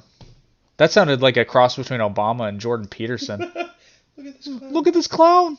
He does have kind of a high pitched voice. I like Jordan Peterson though. He's got a very distinct voice. There's a hilarious comedian on Yeah, he can do them. Yeah, but he did a dissection of WAP. It was hilarious. What SP word? He's like, Well, the funny thing about he's like, his lobsters also have one, but they live in the bloody ocean. He's like, but the most important thing about this thing is that it's wet. But what does that mean? It is too funny. I laughed way too hard at that. So, roundabout. Oh, God, I lost it. Where were you at? So, the final point I was trying to make here is that, the trans activists feel the need to justify their beliefs, actions, what have you.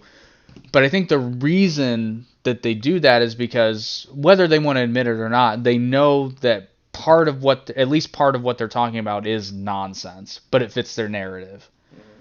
But it would be so easy. Look, you don't have to argue that trans people need rights. You just have to make the point, hey, listen, all humans have basic rights. And as long as those are being met, everybody's good. From a legal sense, in terms of the law of the land, you will not be discriminated against because you are transgender. Now, there's going to be a random asshole here or there, and that's unavoidable, and it's unfortunate. But systemically, I'd say it's unlikely. I'm not going to say it's not going to happen, because who knows? There's probably government officials that hate trans people. Well, and that's the thing, though. But the thing is, like, with them saying whatever they have on their mind or saying this or that, it's like... But as far as the letter of the law... We have this wonderful thing called the right... Vote them out.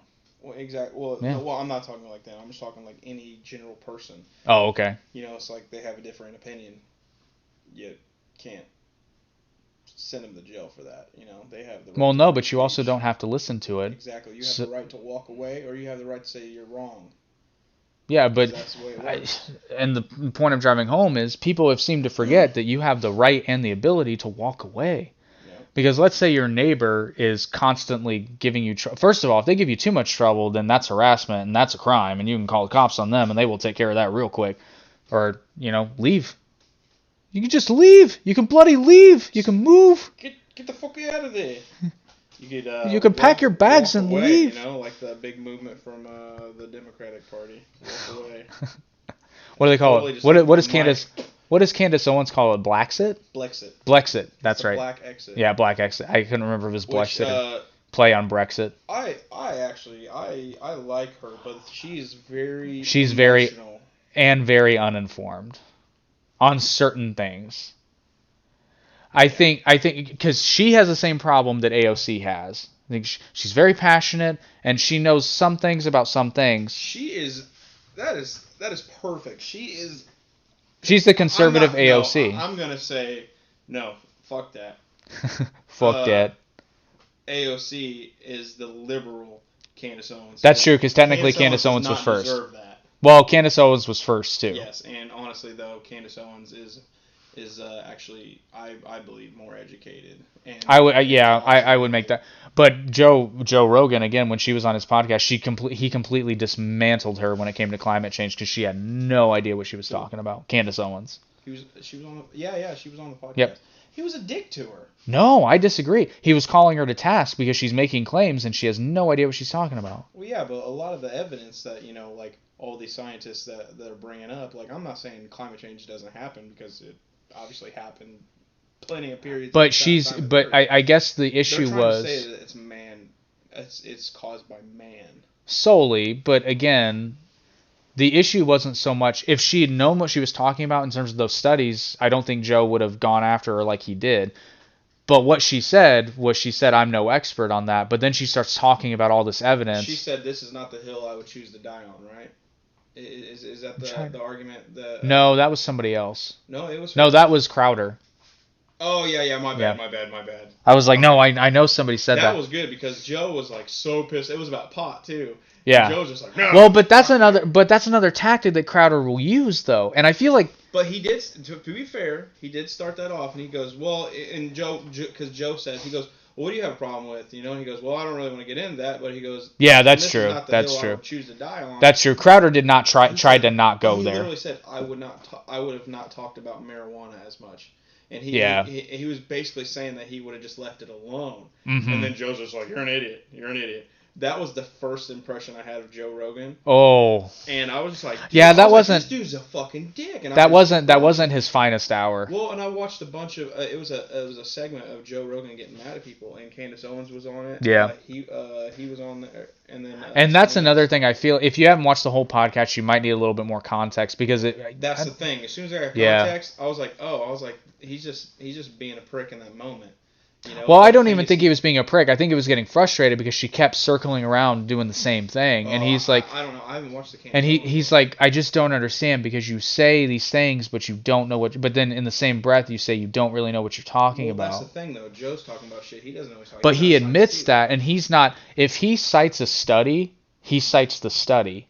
But he doesn't just say, also, yeah. And she, I believe I might have seen this, but she pointed out that the studies are peer reviewed. And then on top of that, like, not peer reviewed, I'm sorry, but they're like. Oh, the issue was she said she didn't. The issue was she said she didn't believe in climate change, and Joe's like, well, I mean that's fine if you don't believe it. I'm sorry, but 15 years ago, Indiana had snow. I know we get snow a little bit, but you remember when we were kids, we had snow on the ground for fucking a couple months. Yeah. Well, you know what's funny is that a lot of that actually has more to do with, in my opinion, based on what I've read, which again, not a climate scientist, but that earthquake, and I forget what year it was, but that earthquake in Chile that shifted the Earth's axis 6 inches, which doesn't sound like a lot, but that's massive. Well, yeah, I mean, the Earth is how big? 6 inches? I didn't know that. Yeah, it's huge. But the thing is, like, the weather patterns changed that year. Because if you notice now, because again, if you've lived in Indiana your whole life, you know what it should feel like. And winter started later and ended later. And it has ever since. I think it's actually starting to come around, which it might just be a weird year. I don't know. But it started getting cold early this year. I feel like no, dude. Maybe. It was freezing by Halloween last year because when we took the kids out, they had to wear jackets under their. Yeah, but it started getting super. It started getting super cold in September this year, though. It started getting a little chilly, and then by early October, it was like, summer did not last. Summer heat did not last. nope, long. not this year. I mean, last year I was in the pool a lot at night, and You know, this but wouldn't this be crazy? How about chew this one on? year, This one's less of a conspiracy, more of a thought. But like, okay, so you know how all the factories got shut down because of COVID? oh, we might have a normal winter. We might have a normal year, or at least what we're used to. Factories and Less car emissions, all of it. Now, look, I'll give you that. You know, I mean, wouldn't that be crazy? I don't deny climate change. I don't either. I don't think just any do not reason. believe it's 100%. No, it's not solely. Because the thing is, according to scientists, you know, and I'm not going to cite study because I can't find it. I'm just going to tell you. You can look it up. Tell me if I'm wrong. And the next one, what did we fuck up? Anyway, so who are the people that study rocks? Geologists. Geologists. Okay, so in these certain rocks, geologists found, you know, the different periods of climate change, and actually, at one point in time, millions of years ago, maybe 100,000, I can't remember, but the Earth was actually much hotter than what it is today. Much hotter. And people are saying, oh, it's the record, it's high. Well, we're still technically coming out of a mini ice age that happened in just before the Middle Ages. Yeah. And we're coming out of that.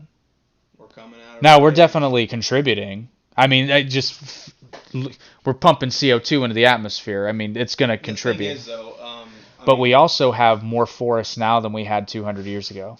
And that's almost true. That's true almost everywhere. I think certain areas of South America might be an exception. Is it?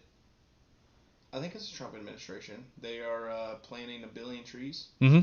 Yeah. I don't think that's the Trump administration. I think that's just a part of a movement that happened. I just mean. Yeah, but it's happening. It's happening under and the I'm trying to remember. I think we had the figure. I think the show was Penn and Teller Bullshit, and it was the one they did, which is a great show, but it was the one they did on environmentalism.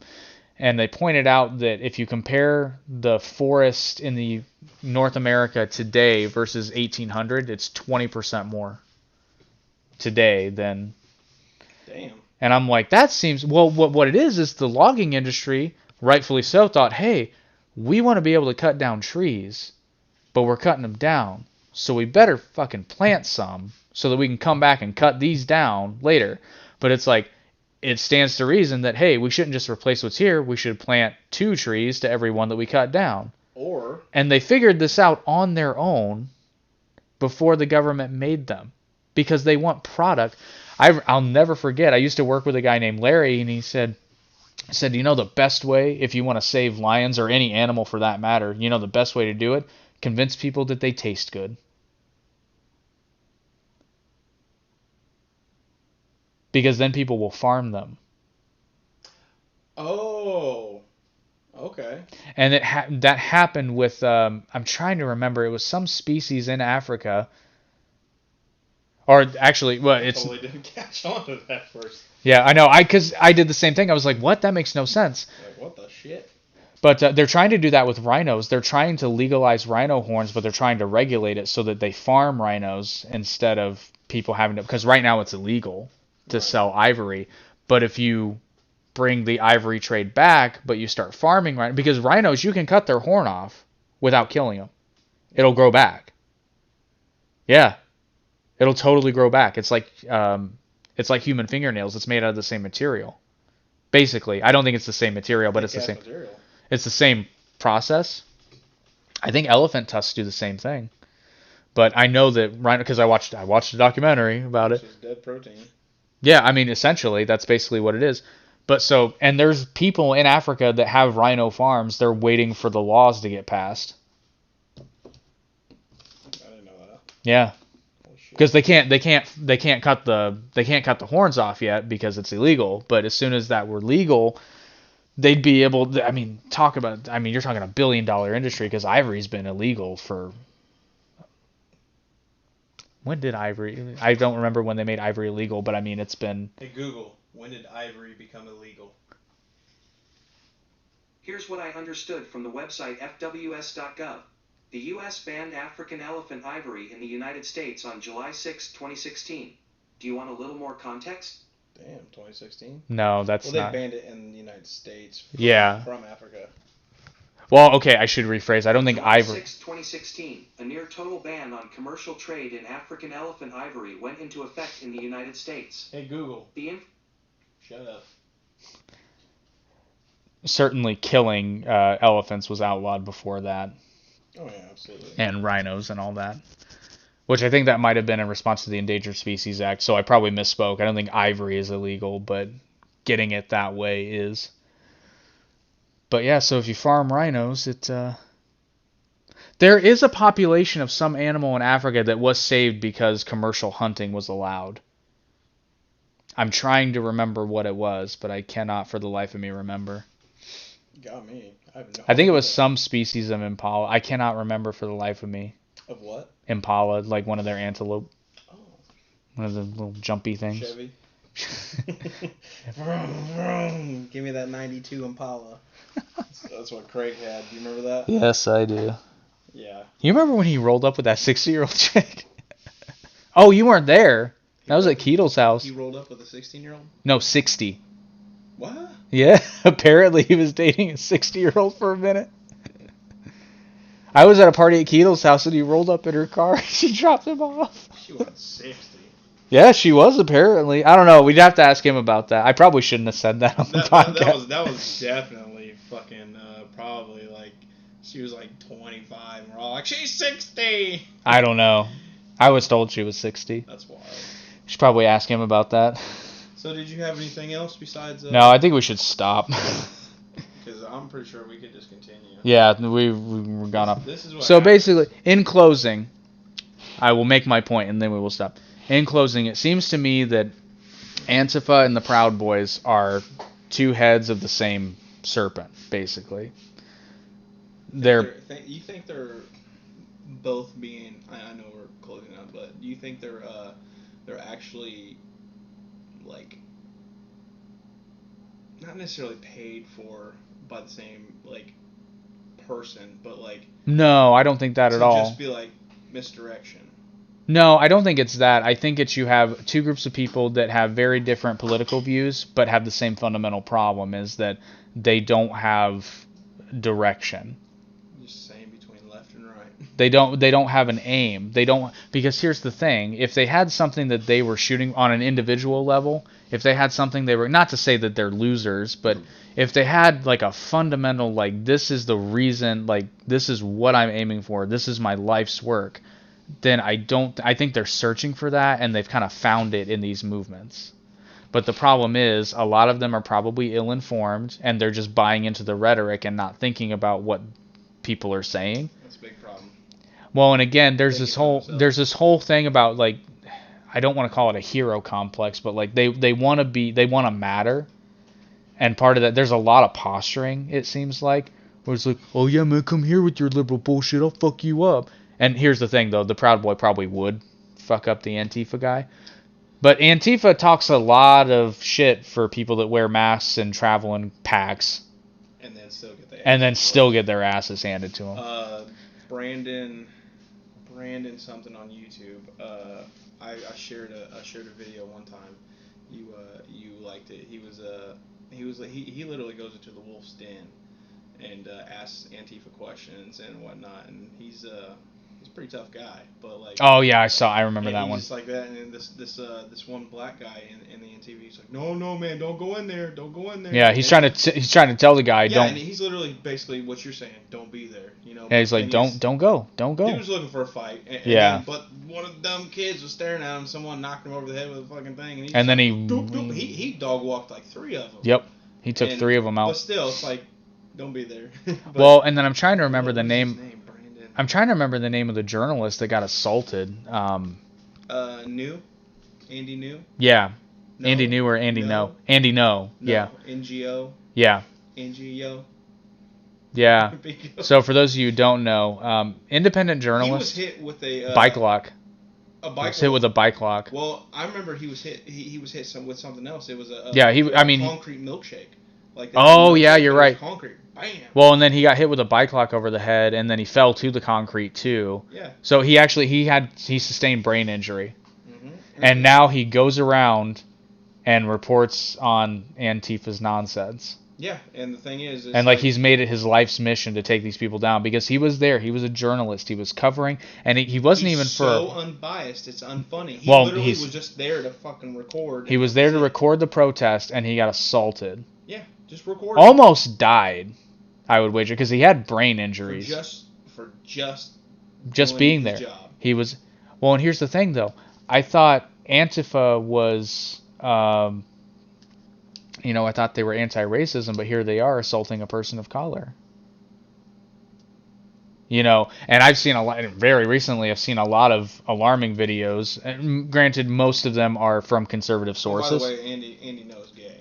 Is he really? I didn't know that. So they also attacked him. Well, but how are you going to know that? I mean, honestly. Still, it's like they attacked him. Well, but again, you place such an emphasis on it, you'd be like, hey, are you straight?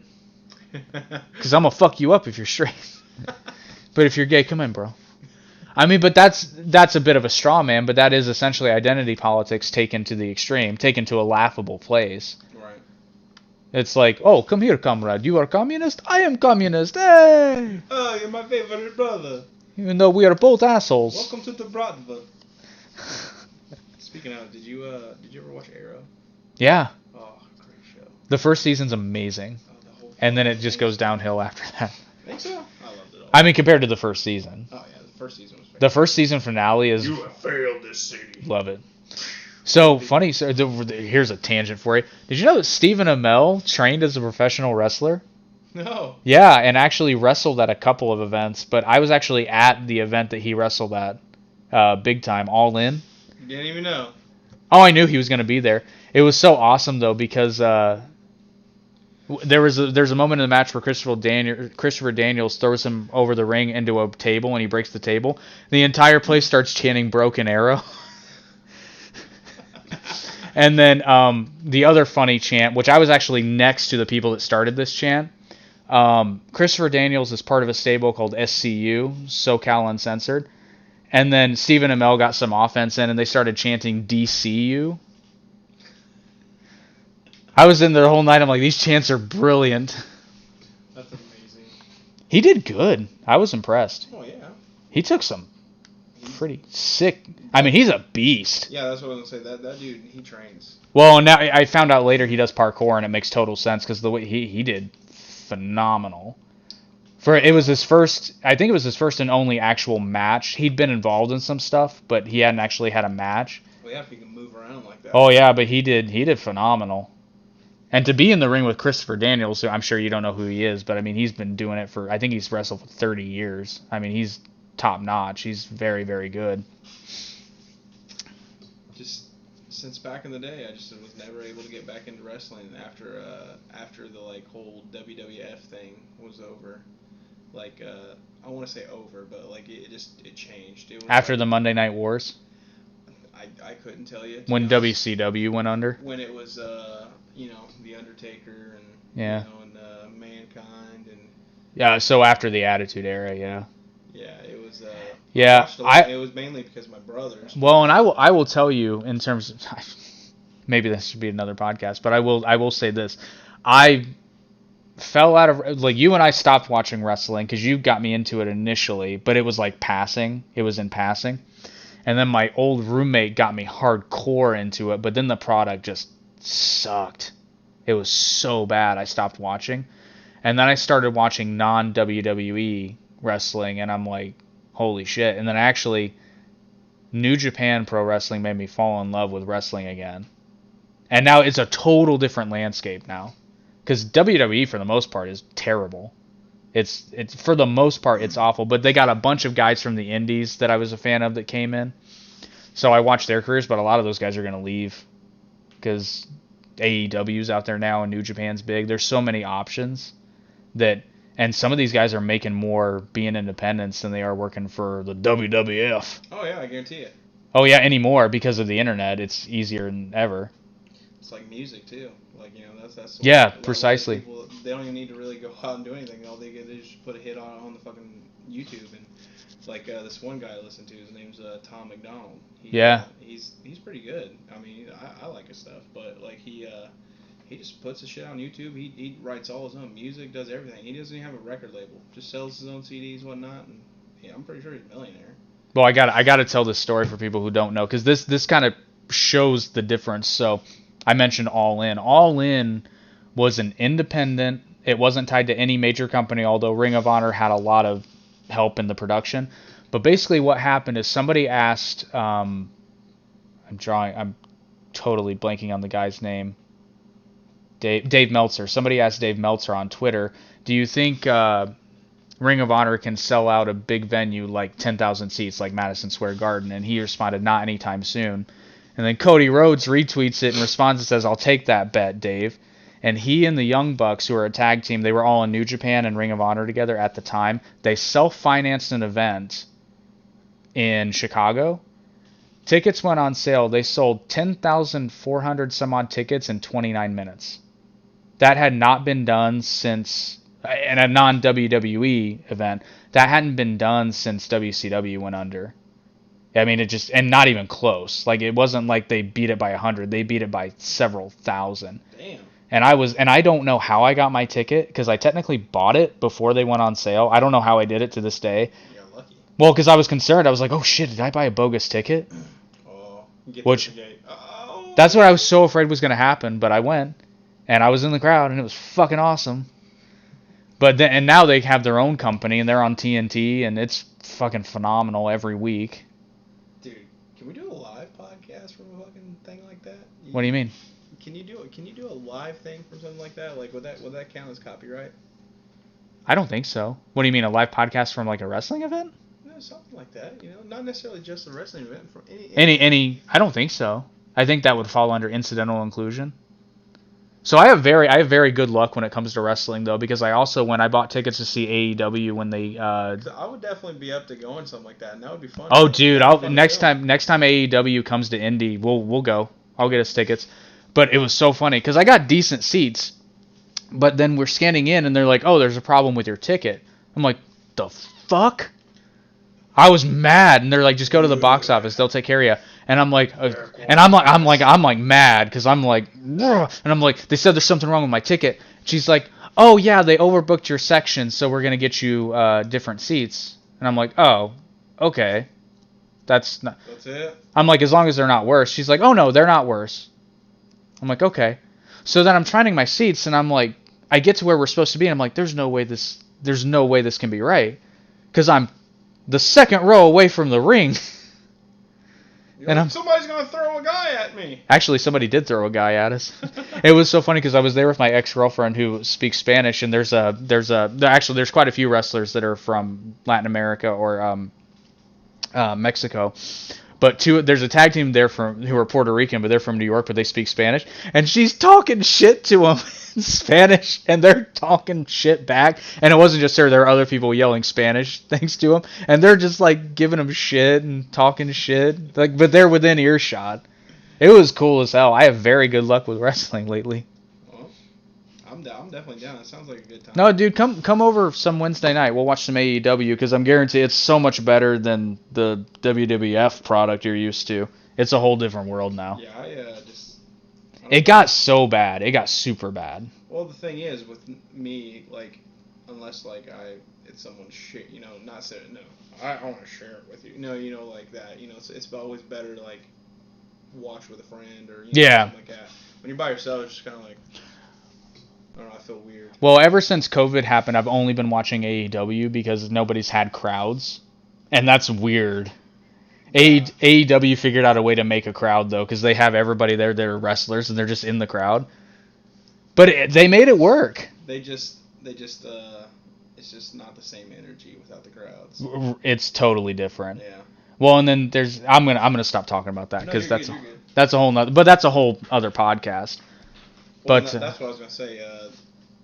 We'll do a wrestling podcast. Once we get a setup for more people, which hopefully I'll have in the next maybe month, 2 months, we'll have a legit setup. I might get a better table because this thing wiggles, wiggles.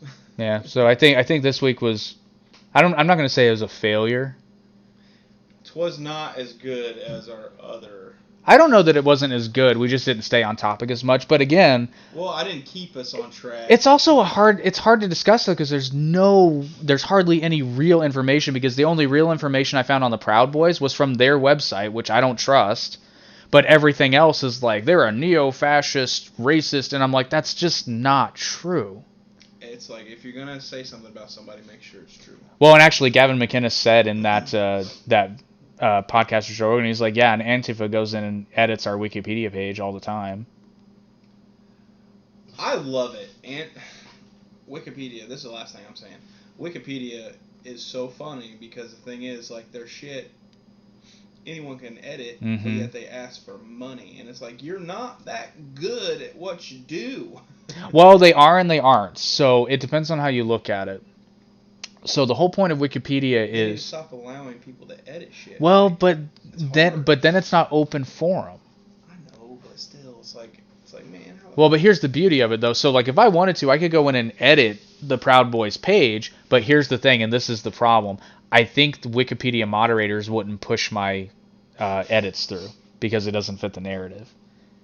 If I took out the part where they're neo-Nazi people, That's true. you know, they probably wouldn't let the mods go, and that's where we got a problem. Because then it's not, but then it's not open platform. It's controlled platform. Which everything eventually becomes. Yeah. I think we'll call it. We're not gonna let it. But basically, I think that both Antifa and Proud Boys are just examples of two groups of guys that are just trying to get laid. The only way they know how. One's a pansy and one's too much protein. I think, well, one's a group of guys that are basically posing as male feminists to try to sneak their way in, and then the other half is guys that are overcompensating. Because, and again, you all know what that means. Not the whole. No, I don't even mean that. I just mean like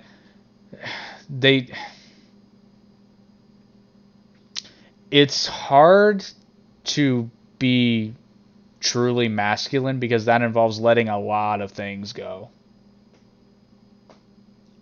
100%. That's the hardest thing. It's just like whatever. Well, because again, it's you talk about equality of the genders, but okay, that means that I can punch a woman in the face. I don't think anybody agrees with that. I mean, yeah, if she's got a knife, I'm taking her out, but that's a different scenario. I'm running because for one, well, yeah, I'm fucking 6'2". I got long legs. Well, but she can you can throw a knife. Well, she better be good at it. Yeah, I was gonna say yeah. In the butt cheek, I'm gonna live. In the liver, we'll talk. They can shave some of the butt off. What is it? The regulation? I think a woman's allowed to hit you 12 times before you can hit her back. I think that's the unofficial standard. Holy shit. Well, but I mean, let's be real. Like let's say I used equal rights and lefts. Well, let's say I used to be married to a woman who occasionally would get physical, just hypothetically speaking. Hypothetically, and in air quotes. And let's say she's about 5'2", maybe $120, and she slaps me in the face a couple of times. That is not the same as me throwing a right hook to her chin. No, because she's going to be laid out and taking a nap. Exactly, because I can take that. Because men are physically stronger. On average. In this case, most certainly. Unless that woman works out. Well, but again, like, I'm not going to be fighting Ronda Rousey anytime soon. I mean, she'd fuck me up because she's an animal. She's a beast, and I have no real training of substance, comparatively speaking. She can fuck me up. I'd let her. Yeah, he put you in a leg lock. She likes Vegeta. She's pretty cool. That is true. Yeah, she's like, Vegeta's my husband. She was my hero because she did a bit at WrestleMania one year before she joined the WWE. Where she was in the crowd, and she was wearing an It's Over 9,000 tank top. I was like, that's awesome. She was very popular with that. Yep. All right, people. Yeah, we're gonna wrap that up. So. Sorry. You know the routine. We have none. Yeah, I guess tonight you're not proud of your boys. Proud of your boy. However that goes. Yeah, so do yourself a favor, turn this podcast off and watch Aladdin, which is available on Disney Plus. But also go watch Antifa fights, or Antifa SmackDown. That shit is funny. Owen Schroyer, that stuff is hilarious. And that is all we have tonight. God damn, we did it again. Good night and God bless. I'm Walter Cronkite. No, And that's the way it is. that's the way the cookie